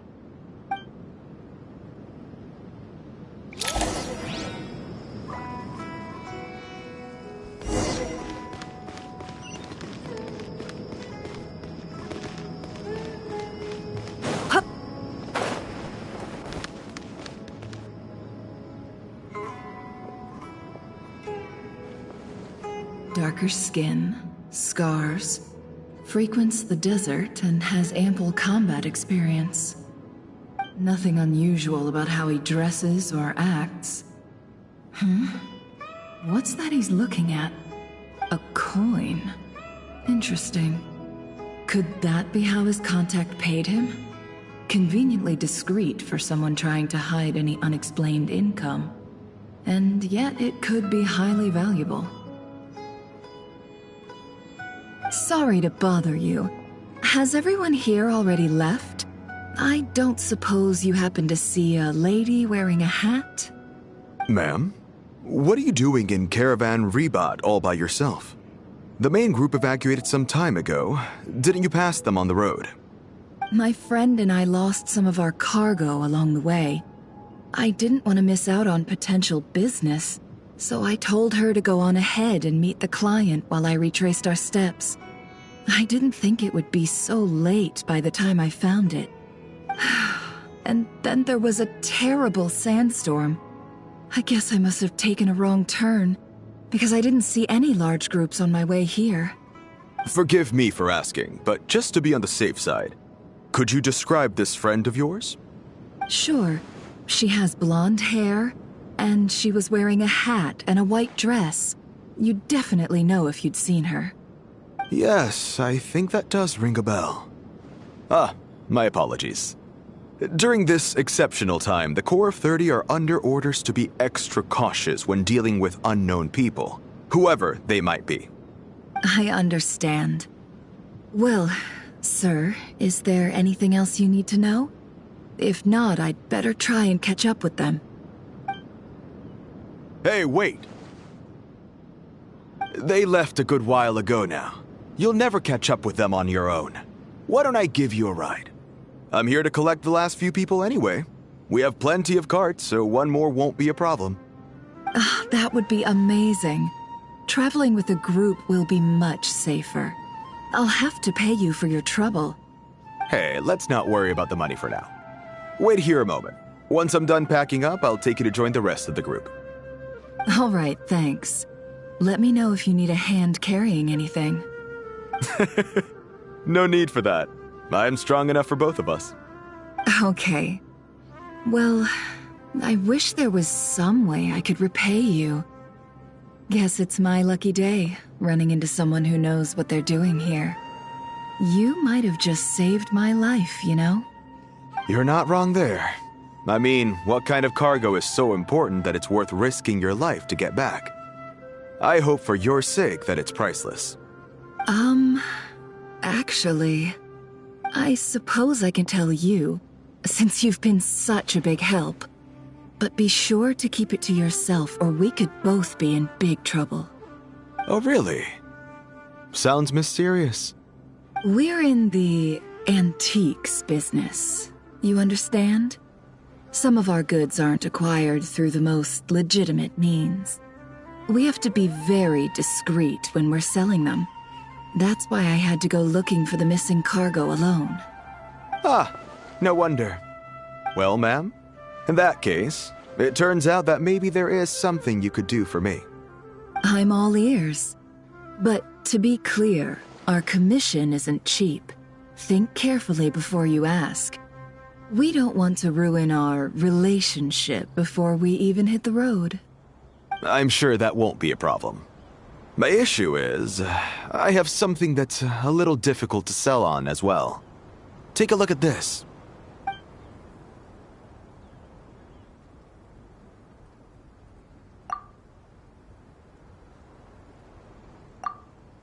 Pure gold.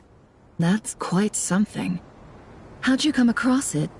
Dig it out of some ancient tomb? If you look hard enough, there are many treasures to be found in the mausoleum of King Deshret. It has no distinct Snezhnayan markings. That'll be why he's going with that story. And he clearly doesn't want to arouse suspicion, so he's on the lookout for an opportunity to make a quiet trade. Surely you have an existing business partner. Won't they take it off your hands? I hope I won't be attracting the wrath of my competitors by helping you sell this. The shop I used to work with is having cash flow issues at the moment after losing some money. I'm under enough pressure as it is without having to deal with them. On the off chance anything went wrong, I'd never get my money back. I understand. Gold is the last thing that traders with cash flow problems want to see. Well, in that case, I think we can work something out. As it happens, I'm just about done packing. Shall we make a move? Sure. Let's walk and talk. This evacuation was a huge operation. They needed a few people to stay behind and tie up loose ends. And I ended up being one of them. You're lucky you ran into us in time. I certainly am. I don't know how this happened. One thing led to another, and look how it ended up. I just hope our client doesn't get spooked and cancel their order.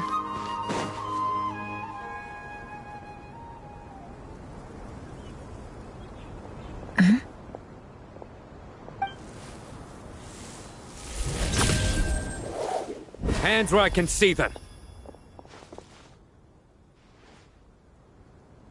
General Mahamatra! No, wait! What are you doing?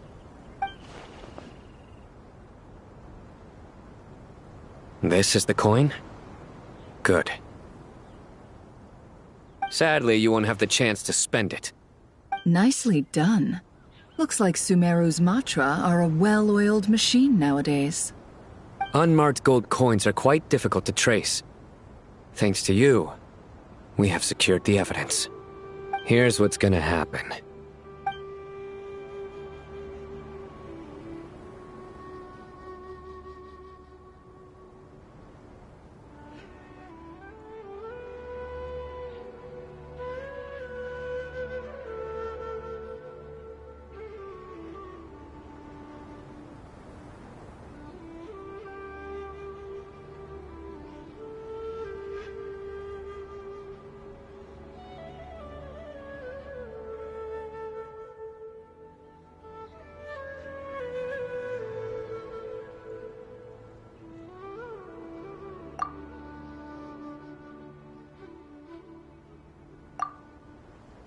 Southeast from here, leeward side of the hill.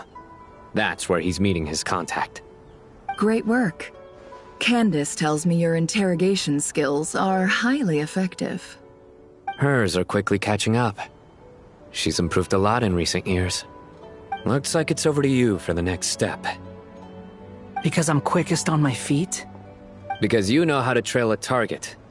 Plus, it'll be easier to monitor their activity from the air. Fine. I'll be quick. One more thing. The Traveler just brought a message from the Dendro Archon.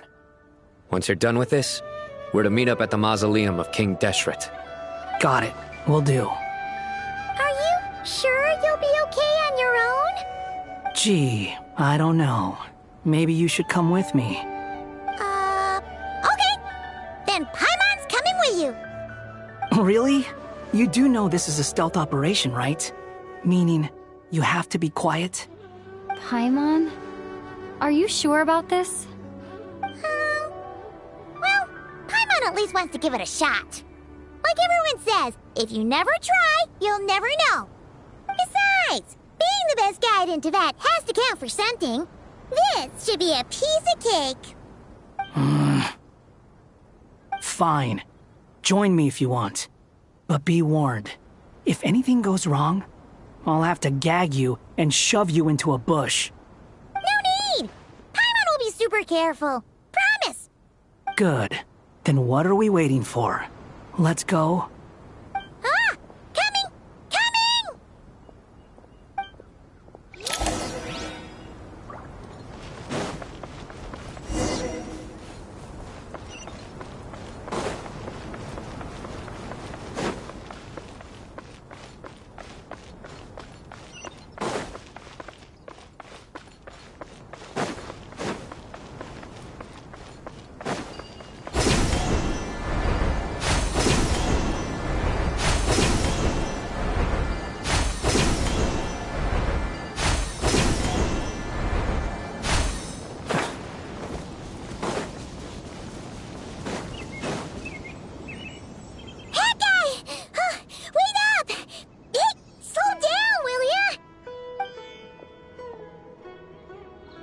We're here.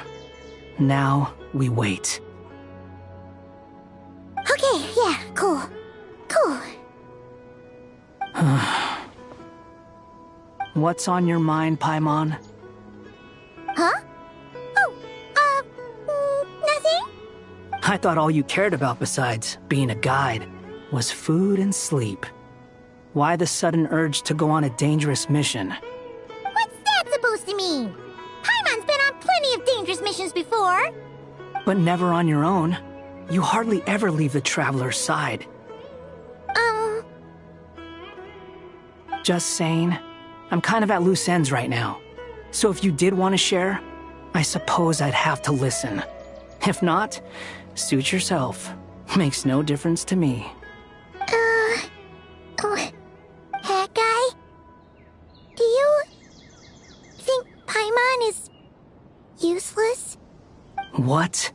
Where's that coming from? When we were in Notcry, Paimon suddenly realized something. Even though Paimon's with the Traveler every single day, whenever we face real danger, she can't do anything to help.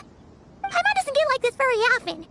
She just got really scared when the Traveler got kidnapped that time. What if she never came back? What would Paimon do then? And the more Paimon thought about it, the more useless she felt. But Paimon doesn't want to be a burden. Paimon wants to be a friend who's actually useful. Does that make any sense? You know, that feeling of just being completely useless and... Oh, Paimon probably sounds so ridiculous right now. You asked the right person. Boy, do I know that feeling. Oh, that guy. I'm not gonna try and encourage you. What I will say is this. When you start doubting yourself, you have two choices. Give up or change. You have to make the decision to move forward. Otherwise, no amount of consultation from other people is gonna help you. So ask yourself, what do you want? To get stronger? To learn more? Whatever it is, go do it. You won't have any regrets if you can at least say that you tried. Oh. All right. Something's not right. Shouldn't they be here by now? Paimon, is it just me? Or is it a little too quiet around here? Should Paimon take a look? We'll give it another hour. If nothing happens, we head back. Okay.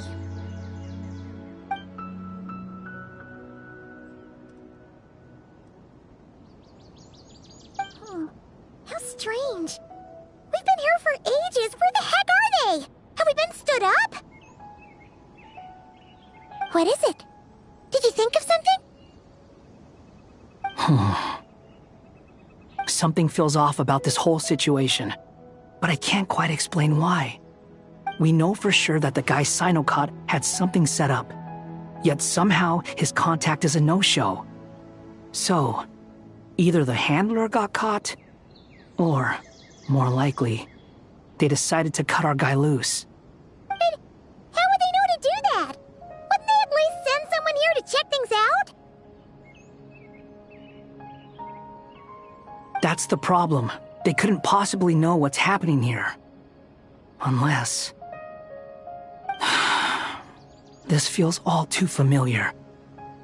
Come on, let's head back.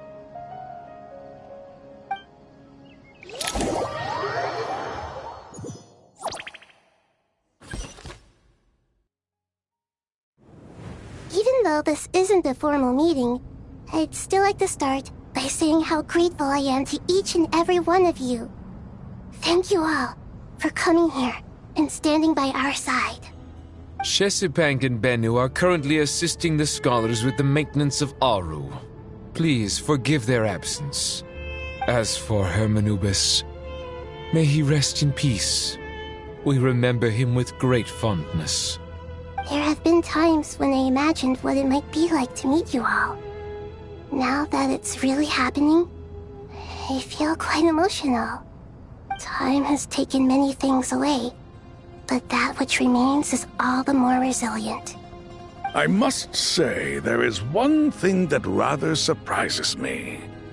You appear to be in good spirits, Lesser Lord Kusanali. But even so, I can sense that the life force given to you by the Dendral Dragon has far from fully resolved the problem of your vitality. Oh no! So even Apep's power didn't work? Don't worry, Paimon. It worked very well indeed. The issue is how closely I'm tied to Irminsul. Until the problem with it is resolved, there is no way I can fully recover. Sumeru has undergone tremendous changes during your absence. When gods pass away, inevitably, people's faith in them grows weaker. You must have sensed it already. Your power is not what it once was. Regrettably, this is true. I too have grown weaker due to the effects of Irminsul. Right now, we're all in quite a sorry state. Then what do you suggest? We take all the help we can get. Sumeru is our shared home. You and I, gods and humans alike. We must unite all our strength in this moment. Though Al-Ahmar is no longer with us, the alliance between the three gods remains in force. Regardless, as subjects of our king, we have a responsibility to support Sumeru through this catastrophe. Not to mention that it was the people of Sumeru who released us from this prison of Aru. Times have changed, and the people of today possess greater wisdom than those of the past. You really know how to give a rousing speech, Goti. Now then, let us learn more about your plan. The brightest minds of the Sumeru Academia are busy opening and renovating Aru. They claim it has something to do with Irminsul? Correct.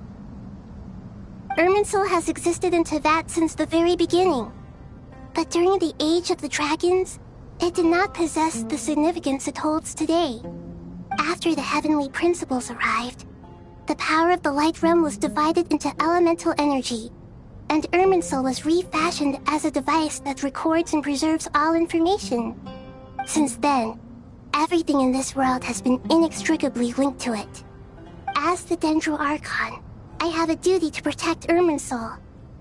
To Sumeru, it is both a national treasure and undeniably a major threat. Teyvat has seen many upheavals in the last few years. The most recent of these was a major crisis in Notcry, which forced Sumeru to be even more vigilant than usual. I made sure to monitor all the pathways through which an outsider could potentially transmit themselves into Irminsul. But despite my efforts, a major problem still arose within. I still believe that someone has actively invaded Irminsul. But rather than taking any of the pathways I referred to, the intruder chose instead to utilize the most direct route, and the only one that cannot be protected against, by entering Irminsul through death. I see what you mean. You cannot simply stop all deceased souls from returning to the ley lines because of a potential invasion that could occur at any time. That's right.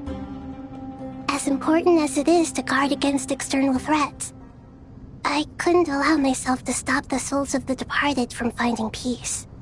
Please, understand how difficult this predicament was for the Dendro Archon. Defense has never been an easy task. After Irminsul was invaded, my authority was quickly restricted. Soon after that, the tree began denying access to any connections. I'm sure you feel responsible, but you are not to blame. No one can predict every possible disaster. There will always be trials and tribulations for the world to endure. But the people of Sumeru should not have to endure this. We must find a way to break through the lockdown and connect to Irminsul. And this is why you need Aru. Yes. The only thing in Sumeru capable of rivaling Irminsul in terms of overall function and performance is Al-Akhmar's legacy, Aru. All I managed to do before falling into a coma was make some minor adjustments to Irminsul. Using Aru is a last resort, and a move that comes with enormous risks. The Scholar's initial plan was to borrow Aru's power to reboot the Akasha, then use the Akasha to connect to Irminsul and investigate. Unfortunately, Irminsul has suffered far greater damage than they first thought, rendering that plan futile. To rise to the challenge, we had to resort to a more extreme and far costlier means. This has led to a number of new contingency plans. To reclaim Irminsul, our brightest scholars have made further modifications to Aru with multiple goals in mind. I thank you all for giving them your blessing in this endeavor.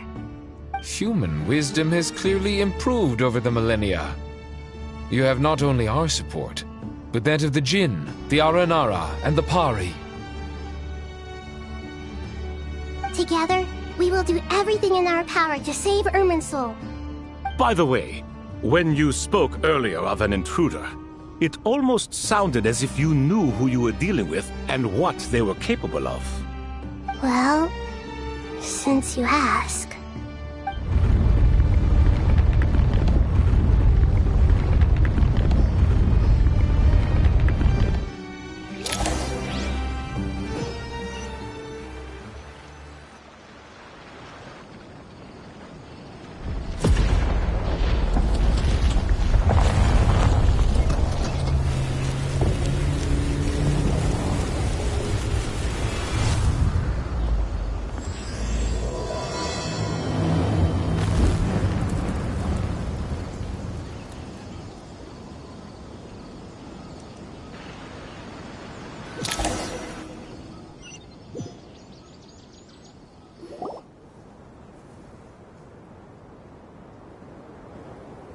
Master Tainari! What is that? Is this Irminsul? How did this happen? What's going on inside? Luckily, we managed to evacuate everyone. What in the world was that? That was terrifying!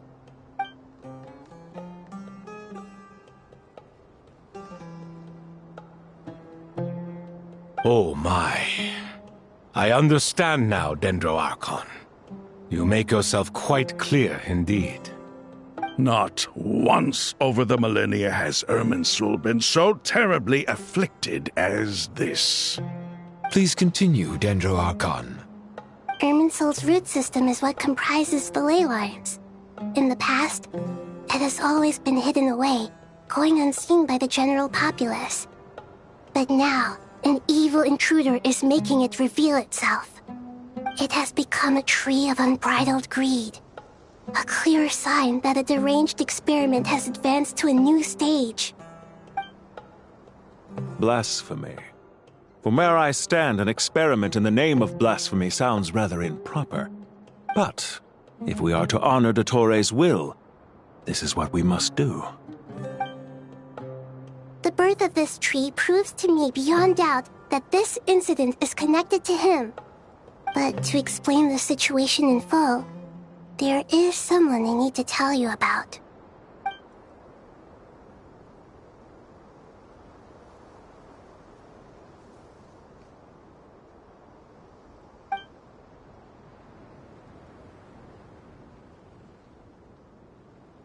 Zandik. So it was him. I saw him in the desert once. A man of supreme arrogance. So this is where it has taken him. But didn't Dottore die and not cry? How is he still able to do all this? He must still have loyal followers amongst the Fatui. Even so, I'm still unclear as to how he has been able to wield such a profound influence over Irminsul. I can confirm that Fatui forces have arrived in Sumeru City. Furthermore, Irminsul seems to be undergoing some kind of mutation. Evil branches are beginning to grow. Things that do not belong to this world are slowly but surely materializing. Sorry, I couldn't think of any other word to describe it. They don't seem to be fully formed physical entities yet, after all. But they are gradually becoming real. A baleful tree climbing up into the heavens. Speaking of Dottore, I have some information on that front as well.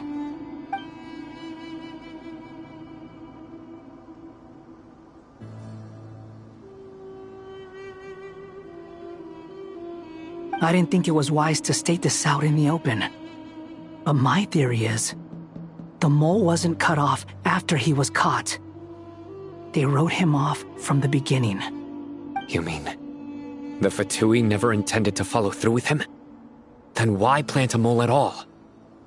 It's hardly a conventional strategy, and the rationale behind it is pretty twisted. But as it happens, I know someone who works exactly this way. And when it comes down to it, his goals are very simple. He just wants to confuse people, so they can't figure out what he's up to. He's been a collaborator of Dottore's from the outset. That fact alone confirms that Dottore is involved with this somehow.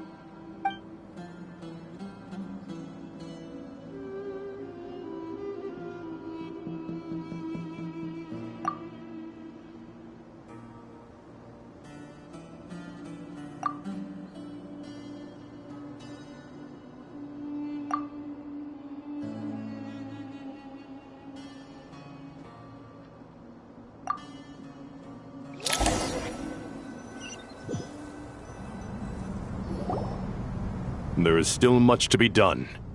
Everyone, please remember our core strategy. As per the discussions, the following groups must act immediately. Mr. Alhaitham and Mr. Kave, the next phase of the Aru renovation project must begin right away. Godspeed to you both. We'll give it everything we've got. The plan looks feasible, but the implementation will require certain resources. General Mahamatra Sino and his team will help to procure the materials required for modifying the terminal. No problem. I've already spoken with Sethos and Hat Guy, and they've agreed to assist me. This kind of thing is best left to the fleet-footed, right? Hat Guy? If it's efficiency you're after, we're the right people for the job. following up on the elemental energy amplifier we discussed. Ms. Dory, I assume you're the one most familiar with the status of this project. Aside from the Dendro Archon, of course.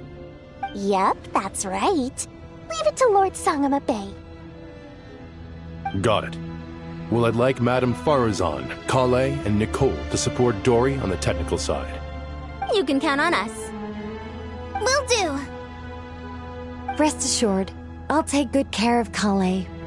Dia, Candace, and Nefer, you'll be in charge of negotiating between the various parties. I trust you remember our goal. You bet. We can handle it. Good. I believe that covers everything. Tainari will provide ad hoc support as needed, if that's okay. Poor Tainari. Must be tough being Nephis' student. Getting bossed around all day, every day. Hey, don't try and drive a wedge between us, you old rascal. All it says to me is that Master Nephis has faith in everyone's abilities. While I'm nominally here as backup, I doubt there will be many situations where my help is needed. Exactly. Finally, Traveler, you and I will head to the border between Sumeru and Natlan. Once that task is complete, I'll be asking some of you to accompany me to the Eternal Oasis. The Eternal Oasis? I thought that was just a legend. So it does exist after all. Regarding your trip to Natlan, under normal circumstances, a meeting between our two nations would be a far more formal affair. Unfortunately, Sumeru is all but completely cut off from the outside world at present. So regretfully, we won't be able to give the Pyro Archon Mawika the grand reception that she deserves. My apologies for the inconvenience. No point putting too much pressure on yourselves. That goes for everyone. Right. Especially you, Dendro Archon. I'm sure you're still feeling quite weak. Don't worry about me. The Dendro Dragon's life force will sustain me. Plus, we'll be there every step of the way. Nahida will be just fine. Yes. I believe in myself. And I believe in every one of you. Well, time to get going.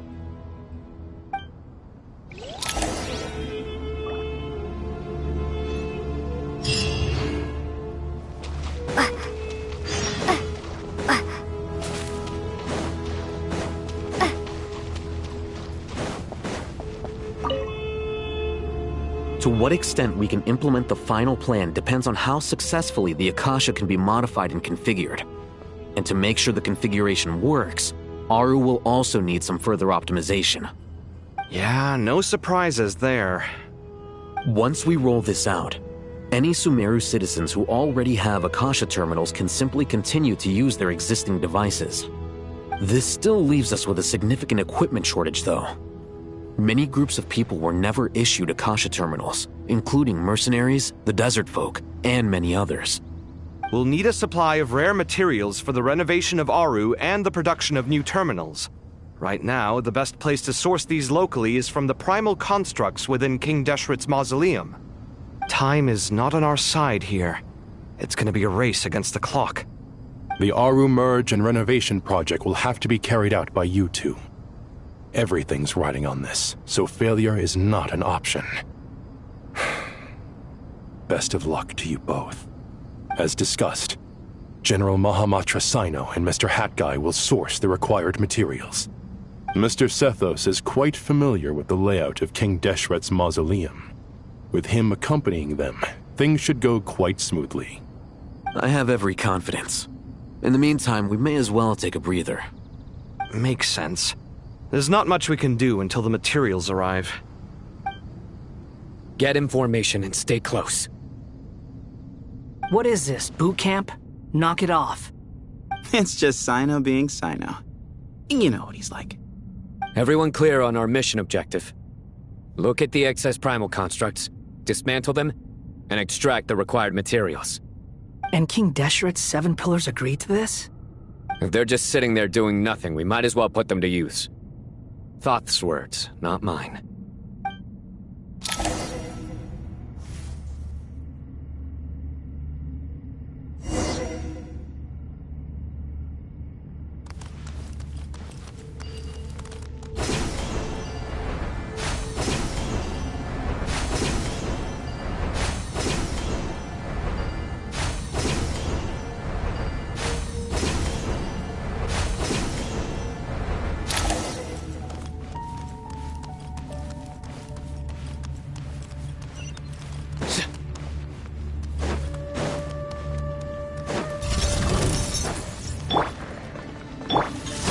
Just wisdom! Excuse me? The wind rises. Upon the gale, bow your head. Futile! Through me, justice is served. You stand condemned. Guilty.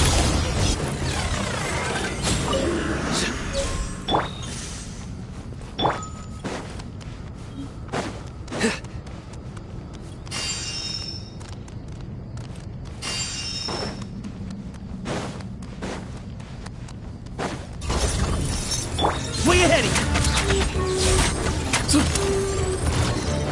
Behold!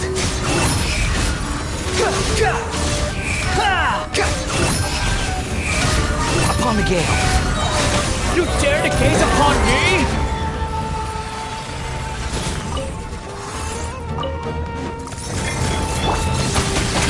Move to Al Akbar! Surrender! Your sins weigh upon your soul.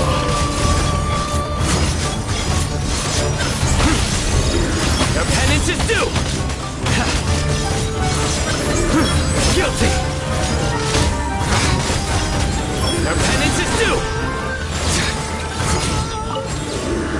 You stand condemned. Here's a space. Move or be moved.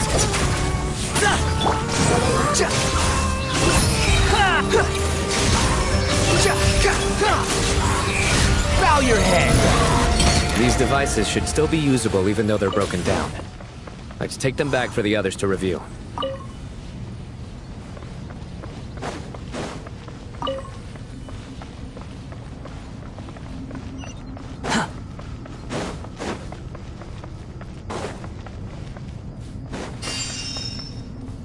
The wind rises.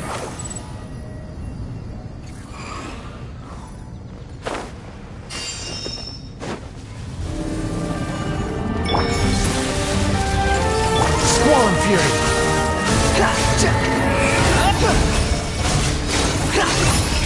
Upon the gale. Come at me again. Judgment is upon you. Futile. Guilty. You stand condemned. Guilty. Your penance is due. Guilty. Through me, justice is served. How many do we need again?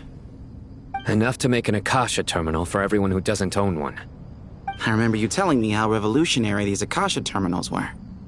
You've used one before, right? The Academia declared the Akasha to be the most powerful and comprehensive wisdom dissemination system in history. That should give you an idea of how powerful it is. Certainly sounds impressive. Neither Hat Guy nor I have ever had an Akasha terminal. Well, if it all goes to plan, that's about to change.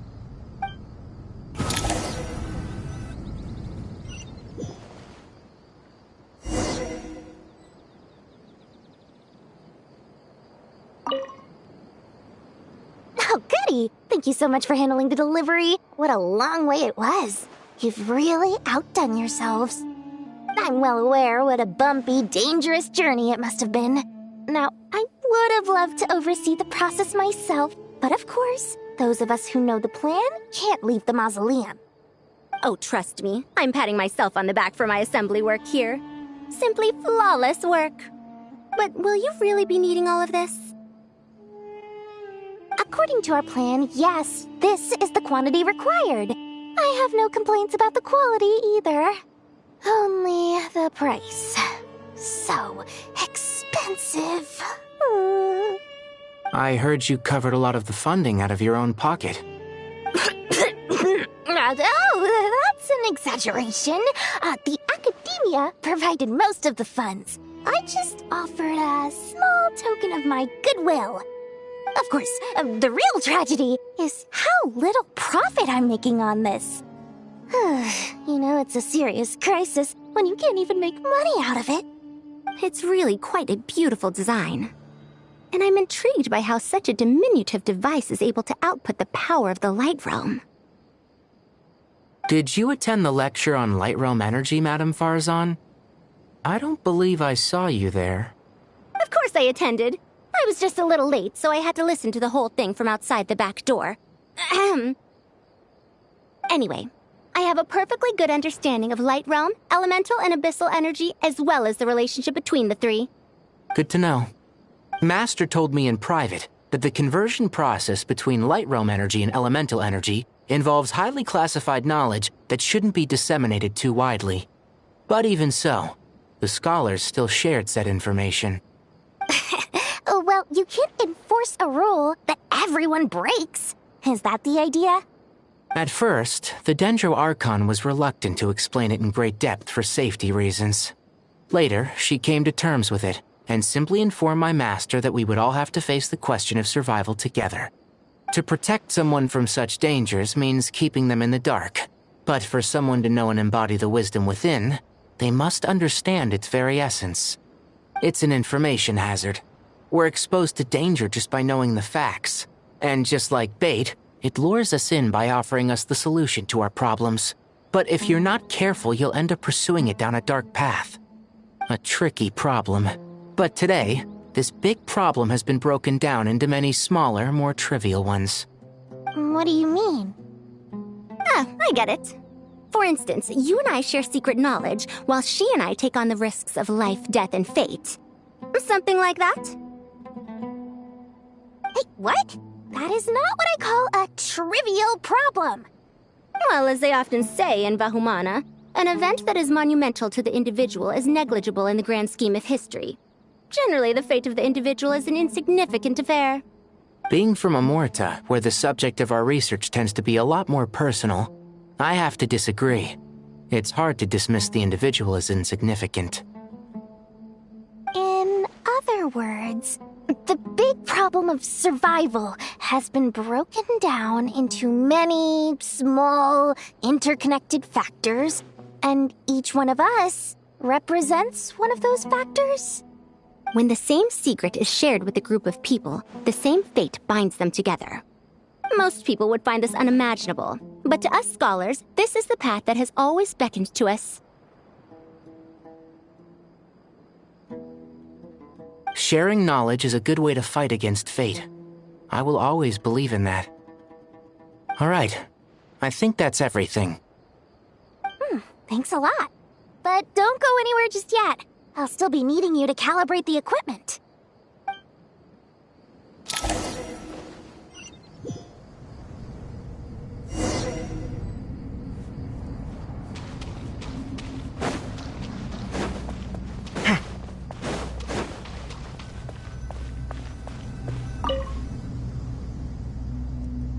Okay, the materials are ready. We can proceed with the next phase.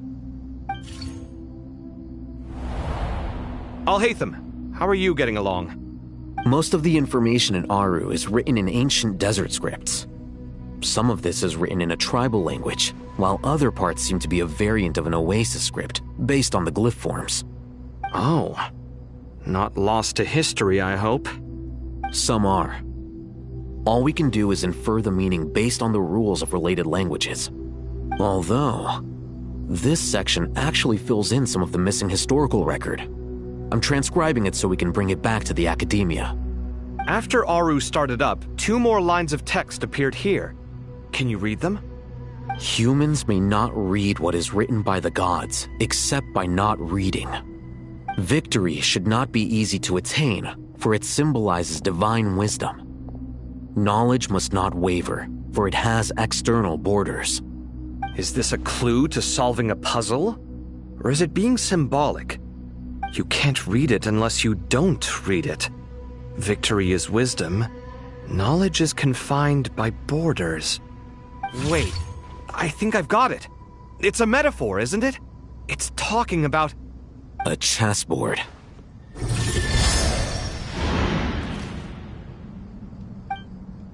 You were right.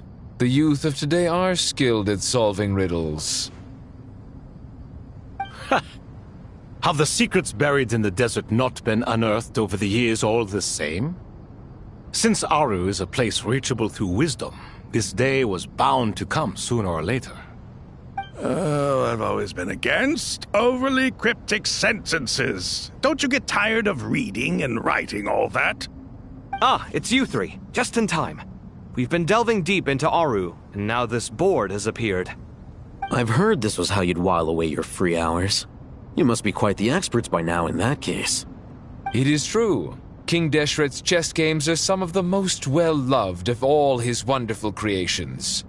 If you have ever been to Safhe Shatranj, you may well be familiar with the chess pieces you see here. Is this chessboard supposed to be another visualization of the interior of Aru, then? Naturally. Visitors, everything is ready. Only by completing the challenge on the board in accordance with the rules will you be permitted to overwrite Aru. 1 second. It's not dangerous, is it? Dangerous? Why, yes, of course. I should be the one to go, then. Wait for me here. Sounds like the self-confidence of our present company has rubbed off on you. Don't be ridiculous. I'm your upperclassman, and that means I have to look out for you. I appreciate the sentiment, but a game of chess typically requires 2 players. Besides, I'm sure they won't let things get out of hand. Keeping things relatively safe is in your best interest too, isn't it?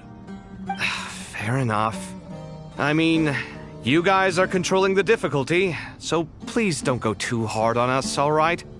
Ah, but Bennu said he wanted to put some respect into these whippersnappers. All right, all right. Thank you. Obviously, we'll still try to be careful. This doesn't seem like ordinary chess. Is the goal to defeat the opponent? No, you must enter the board and pass the trials we have placed there. Ready? Let's do it.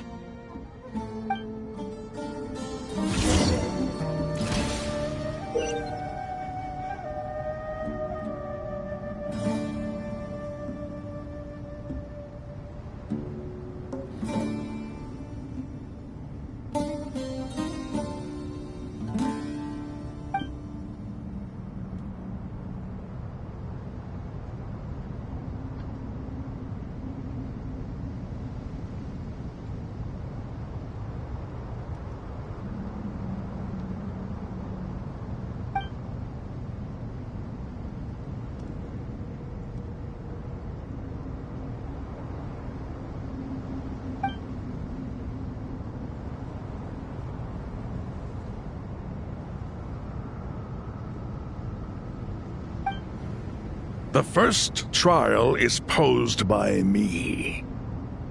I don't think this is gonna stop us. Ah, but the key to this game lies in working together. Otherwise, you will be deemed to have broken the rules. Looks like it's up to me. Marak, can you open it? King Deshret's favorite primal construct. Living on in suitcase form, of all things. Amusing. Ho-ho! Excellent work.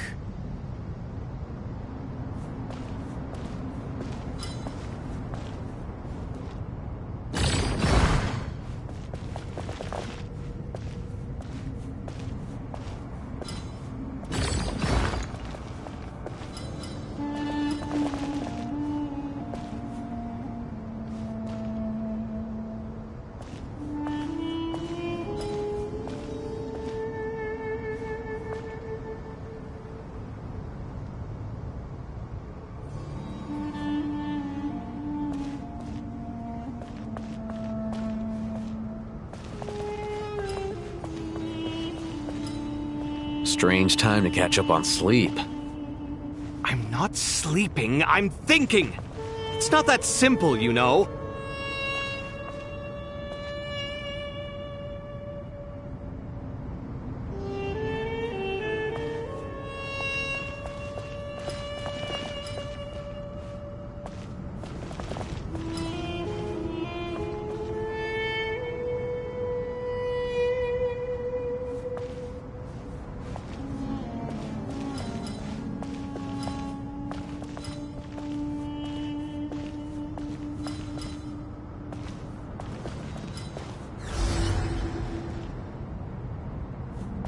strange time to catch up on sleep. I'm not sleeping, I'm thinking! It's not that simple, you know.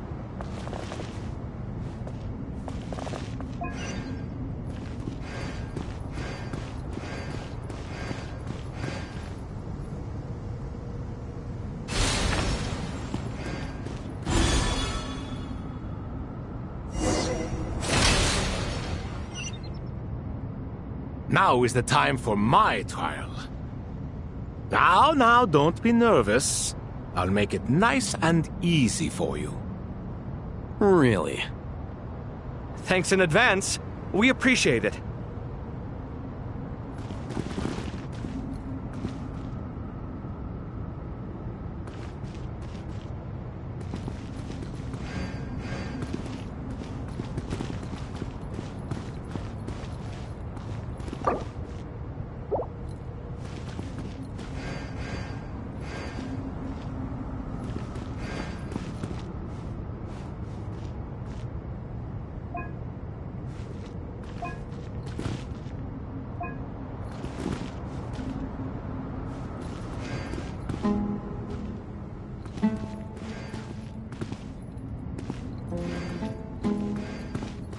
Alhaitham, what are you thinking? If you don't want to wait, you're free to leave. I never wanted to wait in the first place! Chessboard gave me no choice. If you say so.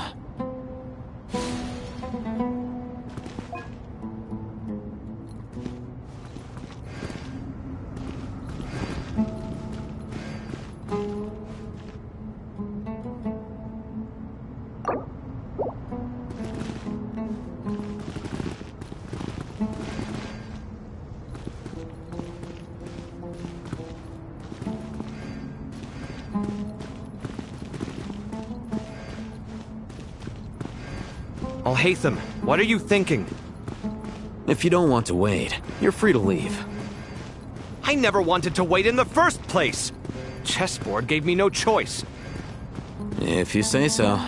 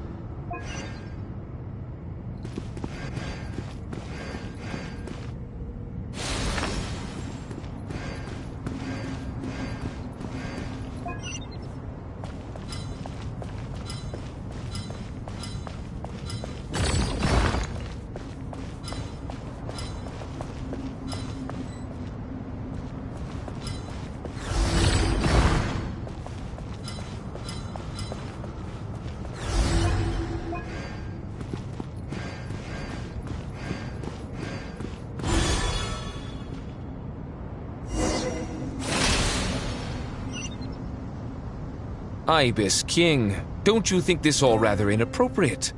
You may as well be handing them victory on a silver platter. Do not expect me to follow your lead. Ha! Suit yourself.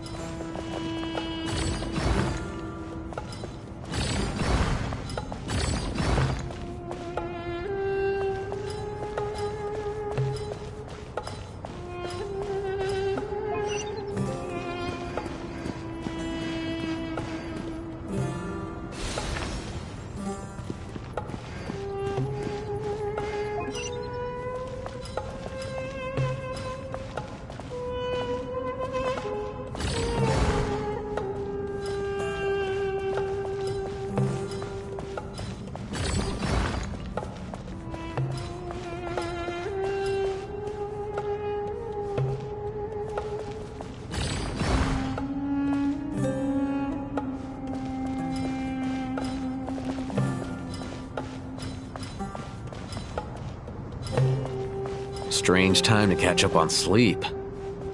I'm not sleeping, I'm thinking! It's not that simple, you know.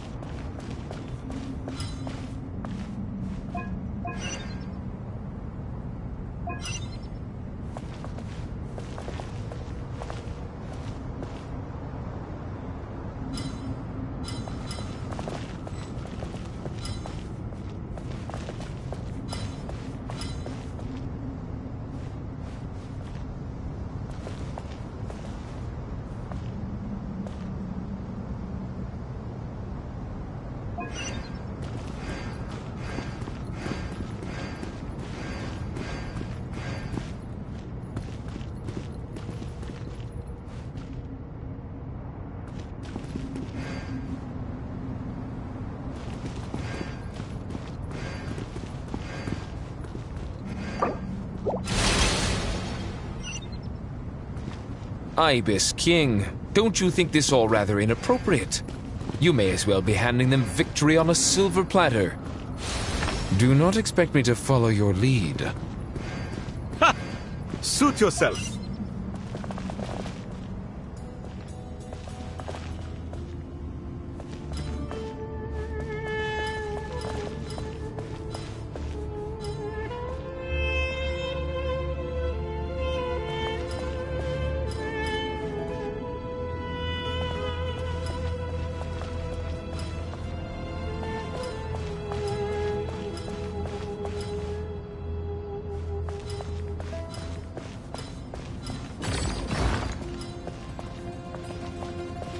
Strange time to catch up on sleep.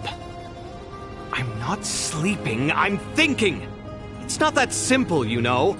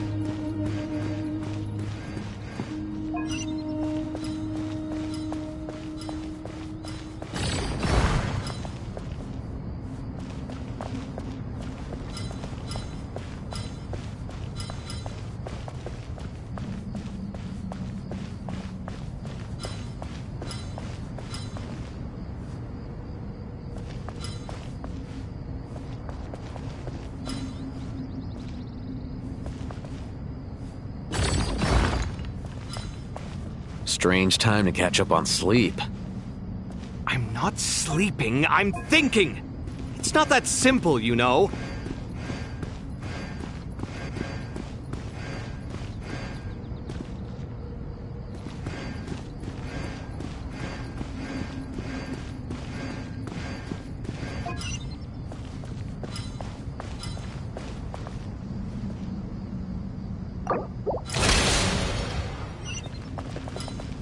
Ibis King, don't you think this all rather inappropriate?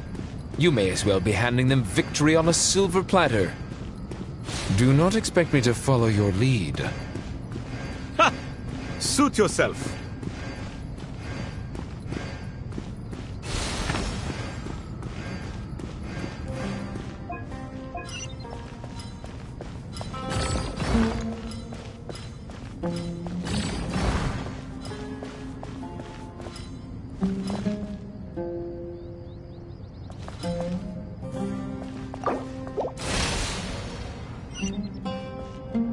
Ibis King, don't you think this all rather inappropriate? You may as well be handing them victory on a silver platter. Do not expect me to follow your lead. Ha! Suit yourself.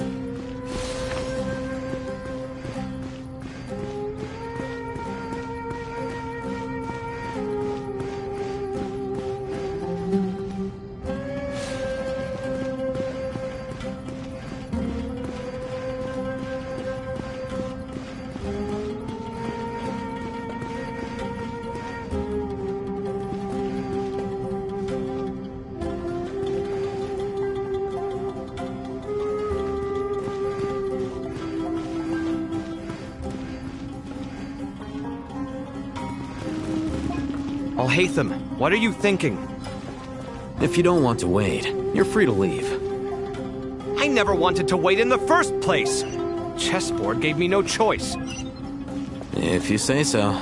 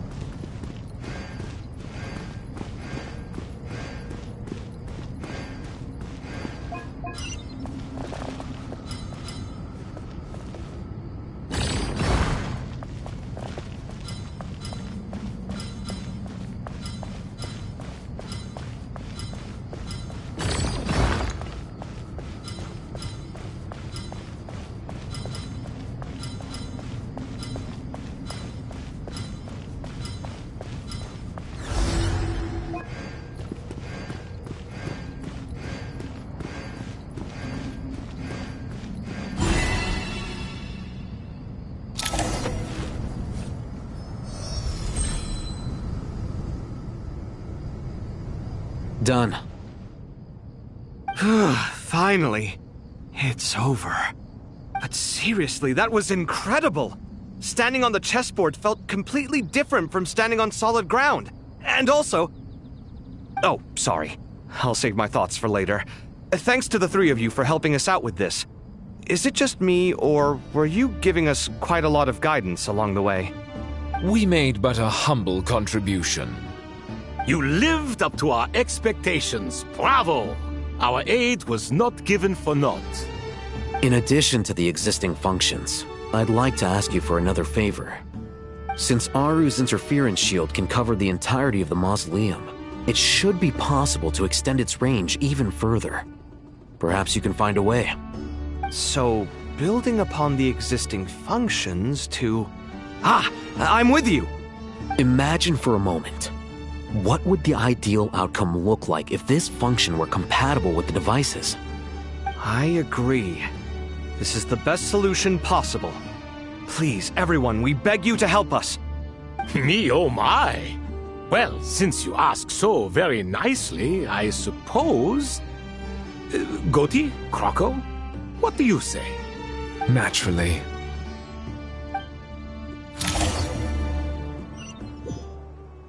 Time to go! Let's go find Nahida!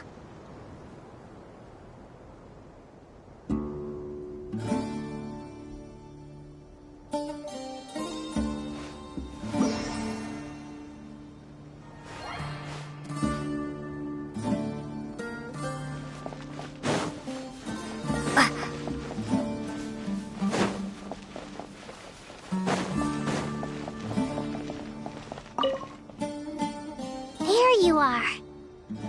Miss Nicole truly is an angel. She shows great wisdom in guiding others, and she has already sent word to Natlan on our behalf.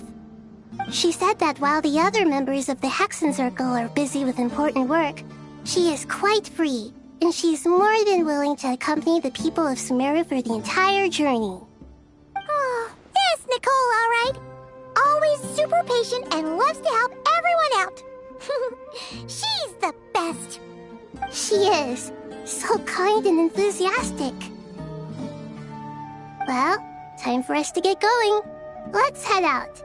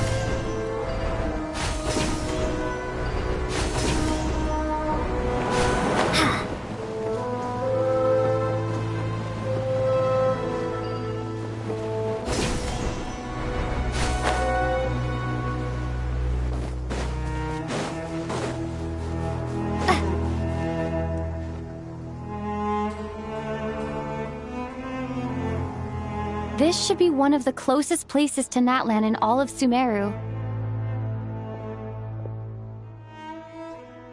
There's the barrier Nicole and Nefer mentioned. It completely cuts this nation off from the others. But why? Why separate you from the rest of the world now, specifically? And if I'm not mistaken, Irminsul was polluted once before, wasn't it?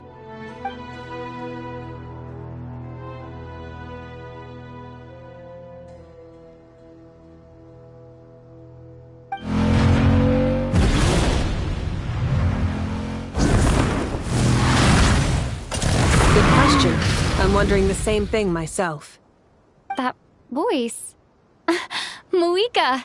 You got here pretty quickly. Hello, traveler. It's been a while.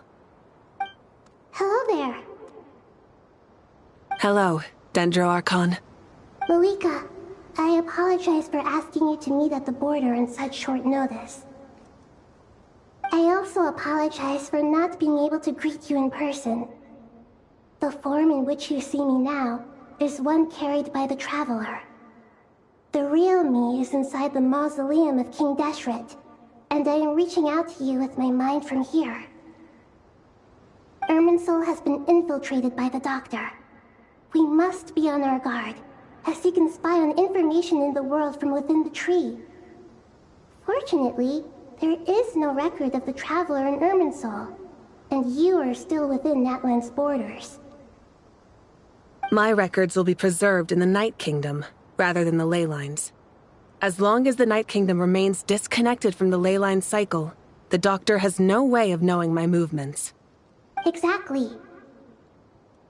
So by meeting each other in this way, the meeting essentially never happened. No wonder Paimon didn't come. You were concerned that her activity would be recorded by Irminsul. The Natlanese have heard about the situation in Sumeru. With the borders sealed off, merchants have been forced to stop their shipments. It's pretty serious, and you're the ones bearing the brunt of it. I'd like to address the question you raised at the beginning. I can offer a brief explanation, although it will sound rather cruel. I don't reach this conclusion gladly, but Irminsul predates the Heavenly Principles. It existed long ago, when the dragons of Natlan were at the height of their power. So even when the people of Sumeru became ill because of pollution, it was not a critical issue from the perspective of Irminsul itself. As long as it continues to function normally, the barrier will not be activated.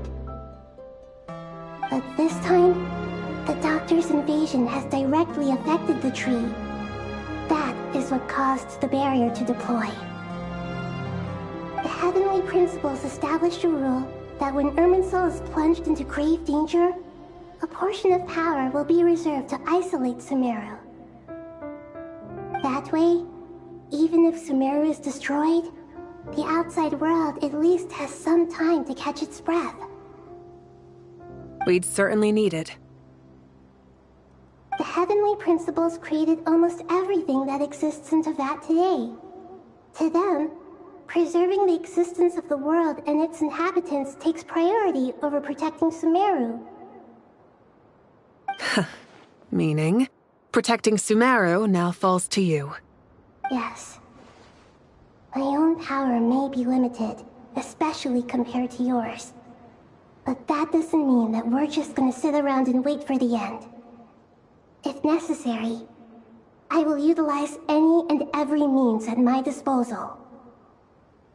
Nicole of the Hexen Circle didn't say exactly what this meeting was about, but after hearing everything you've said so far, I think I can guess where this is going. That's right. Nahida and I discussed it at length. We both know how presumptuous this is, but... You need the pyronosis, don't you? Yes, you guessed correctly. Originally, I only intended to borrow it, but the situation is far graver than I foresaw.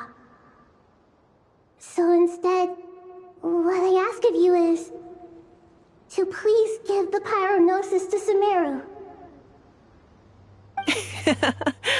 Why do you sound so nervous? There's no need to be shy. Surely a gnosis is pretty important to a god. I guess, but it's not as if losing it would suddenly render us powerless. But I'm sure you don't need me to tell you that. With all the nations you've traveled to, and all the gods you've met, you must have realized that by now. As far as I'm concerned, a gnosis is basically an elemental energy enhancer. But I don't usually use it. You know me. I like to think I'm pretty strong without it. Yeah. Not about to dispute that. So you see, you don't need to sweat it. Here, take the pyronosis. Just like that? Uh-huh, just like that. To tell the truth, I've always toyed with the idea of giving it to someone who needs it more than I do. I know you accompanied Nahida here to try and increase the chance of success. It's a good thing you did, because your involvement is one of the main reasons you've managed to persuade me. Are you sure about this? Handing over your gnosis just because of me? I won't try to quantify it, but trust me. Handing over the gnosis to Tumaini is far from the craziest idea I could think of. Besides, even if you hadn't come here personally, I think I still would have agreed to Nahida's request. Irminsul doesn't just affect Sumeru. It impacts all of Teyvat. I know all too well how difficult it can be to protect the things you care about. So logically, morally, or however you want to cut it, helping you is the right thing to do. You don't need to tell me the specifics of your plan. Where the gnosis is involved, the tighter the secrecy, the higher your chances of success. Moika, my heartfelt thanks go to you and the people of Natlan. Don't mention it. But now for the hard part. How do I actually give it to you? The Irminsul barrier is right in the way. I have an idea.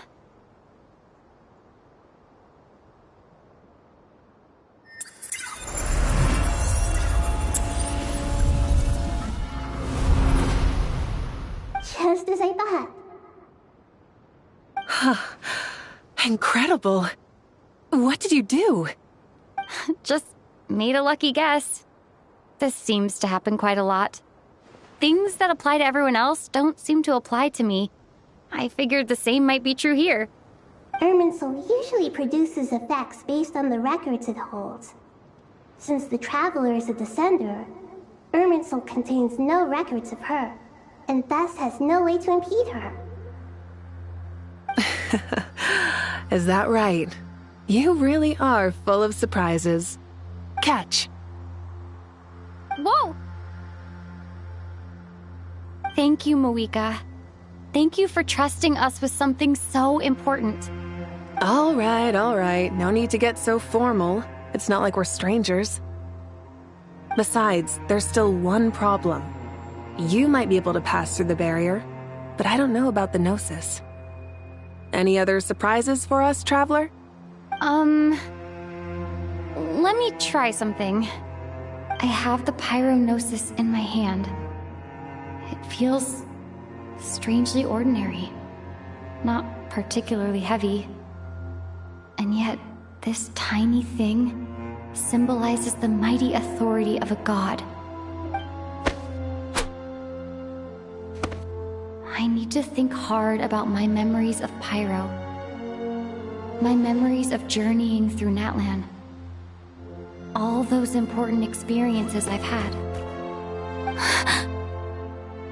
The Gnosis disappeared. Traveler, are you alright? I'm fine. The Pyronosis disappeared into my body, just like phlogiston. Maybe it resonates with you because you've mastered the power of phlogiston. You might not be recorded in the ley lines, but you're still our Tumaini. Whew.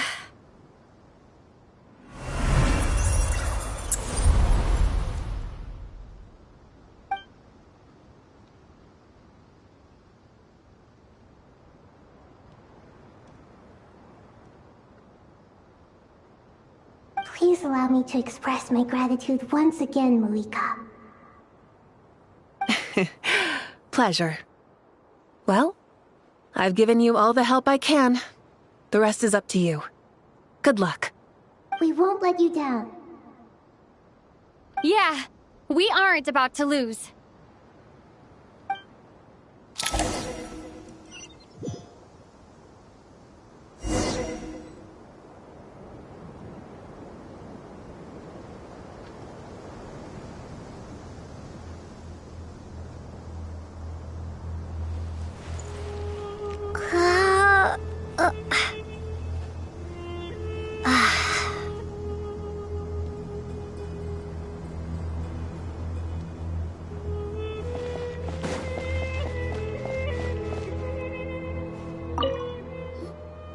Traveler, Paimon, how are you feeling? Paimon's a teensy bit nervous, but only a teeny tiny bit.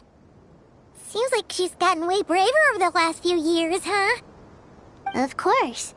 After all the adventures you've had with the Traveler, I'm sure you've gained a lot of experience and grown as a person. I'm doing all right. What about you, Nahida? How are you holding up? With the negative effects of Irminsul, I'm a bit like a piece of fruit that's been burrowed into by hungry insects and left to rot. I'd be lying if I said it was nothing. But please don't worry. We all know what we're getting into, and we've prepared as well as we can. I believe in everyone. I believe in you. And I believe in myself. Stoking the fire inside oneself is certainly one way to live, but knowing when to rely on one's companions is also a form of great wisdom.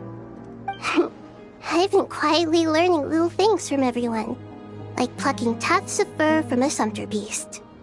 Me too. With the constant traveling, I'm always learning and growing. That's the journey of life. I think there's someone else here who would share that sentiment. Don't worry about what I think. I was just passing by and happened to overhear your conversation. What are you talking about, Hat Guy? This is the top floor. No one passes by the top floor. Says who? You can fly just like I can. I would have thought it makes sense to you of all people. I don't know why, but I feel a little more relaxed now. It shows that you feel comfortable laying down your burdens in our presence. It means that Sumeru is a place you can trust, where you know we have your back. And we feel exactly the same way around you. That's what it means to be friends.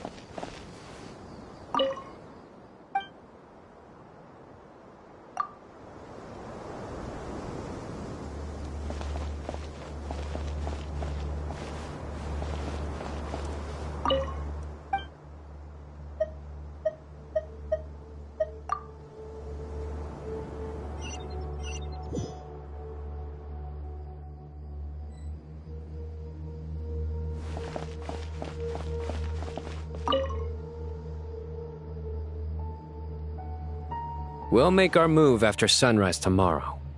Good. Is everything ready?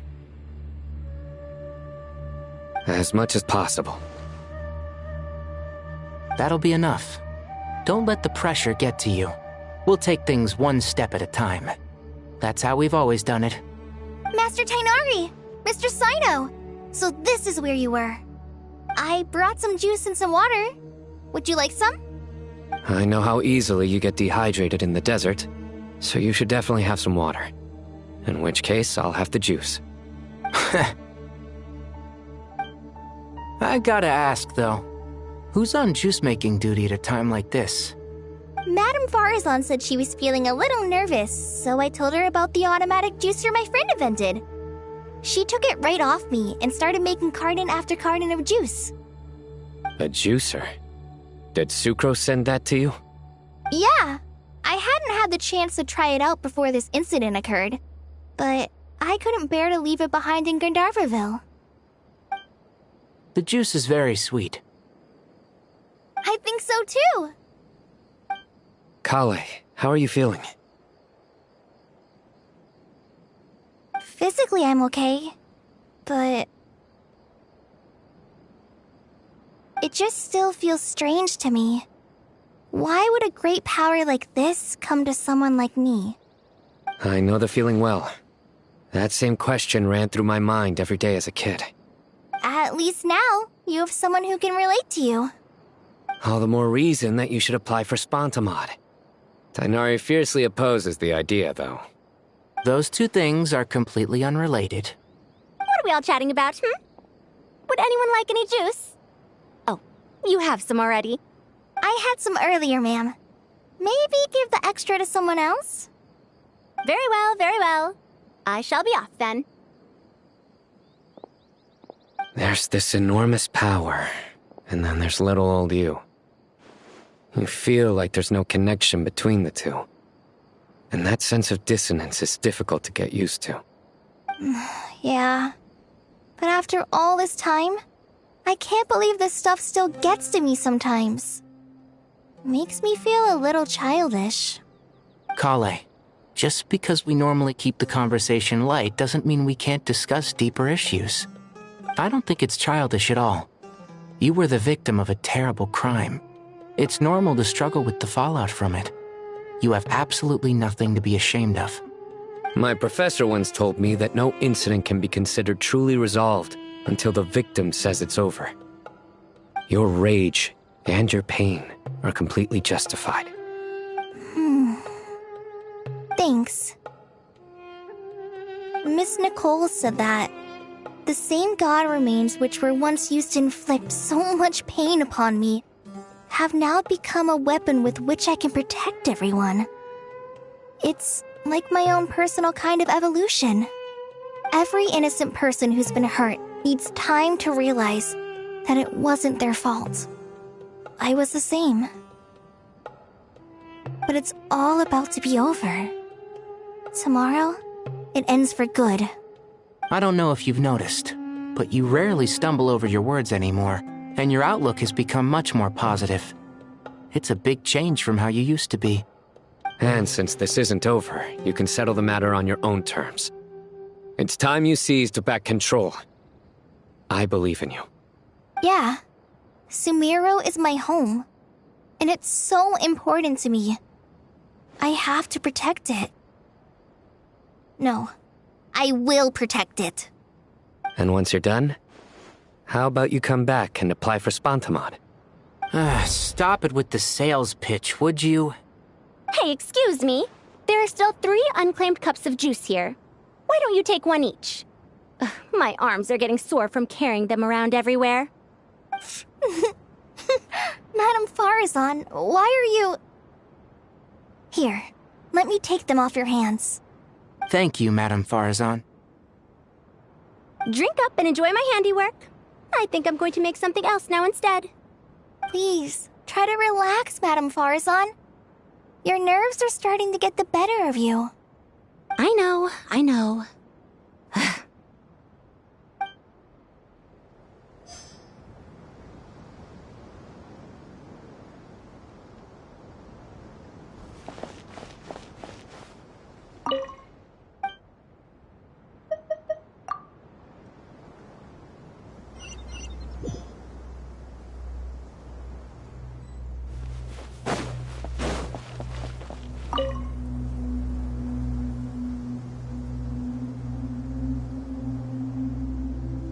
back at the time. I should head back. I'm so sorry.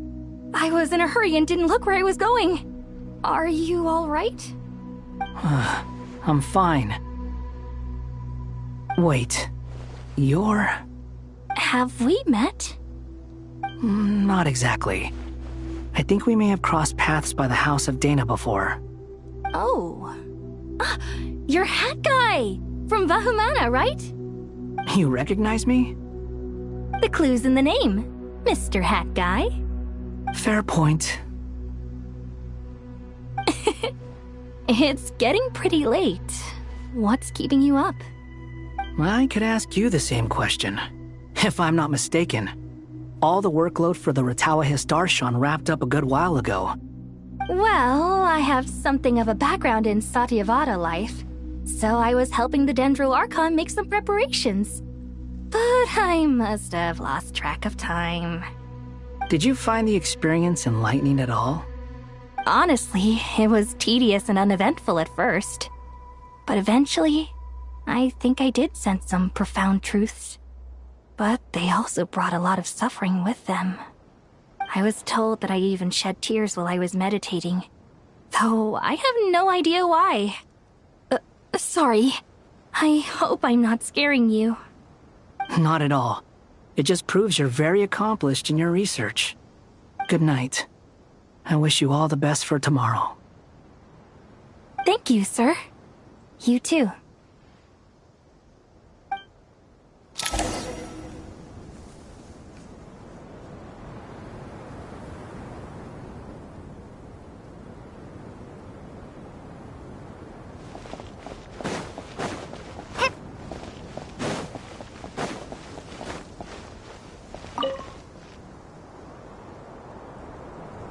Too bad we've got a fight tomorrow. I could really do with a stiff drink. Let us pray instead. Prayer. How nostalgic. Lord Sangama Bay. Came to get some fresh air too, did ya? That's right. Actually, I was hoping I might run into you, Dia. I wanted to let you know that I've stocked up on that perfume you said you were so fond of. No, really? I'll take 2. Any chance of a friends and family discount? I knew you'd ask that. And I'm afraid to say that... Surprise! It's free of charge. That's very generous of you, Lord Sangama Bay. Does this mean you've made a fortune in Notcry? Nope. Turns out it's not that easy to turn a profit there. I even ran some assorted losses. But anyway, that has nothing to do with why I wanted to give you and Dia a small gift. Remember that merchant caravan you two rescued in the desert last month? That was transporting my goods! No way! I had no idea that was your shipment. Explains the, eclectic mix of goods, though. Lord Sangama Bay's investment in the desert and generous stockpiling of goods has helped many people over the years. The shelters you funded especially have made life a little easier for the children and the elderly. Wait, how did you know about that? Oh, I see. Nefer told you, didn't she? That pesky lady.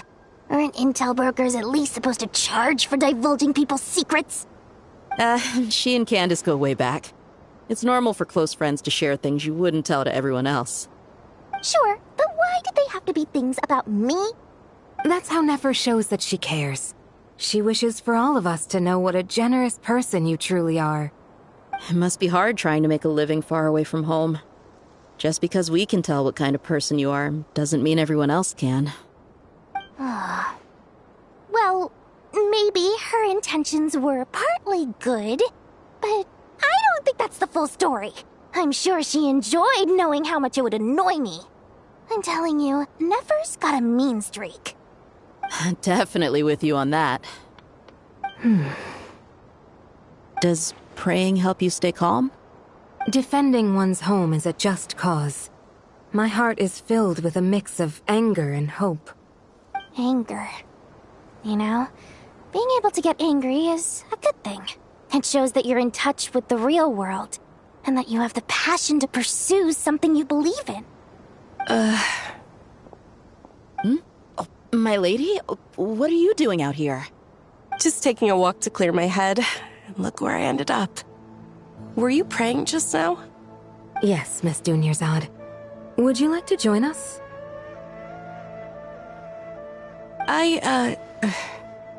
Come on, it's fine.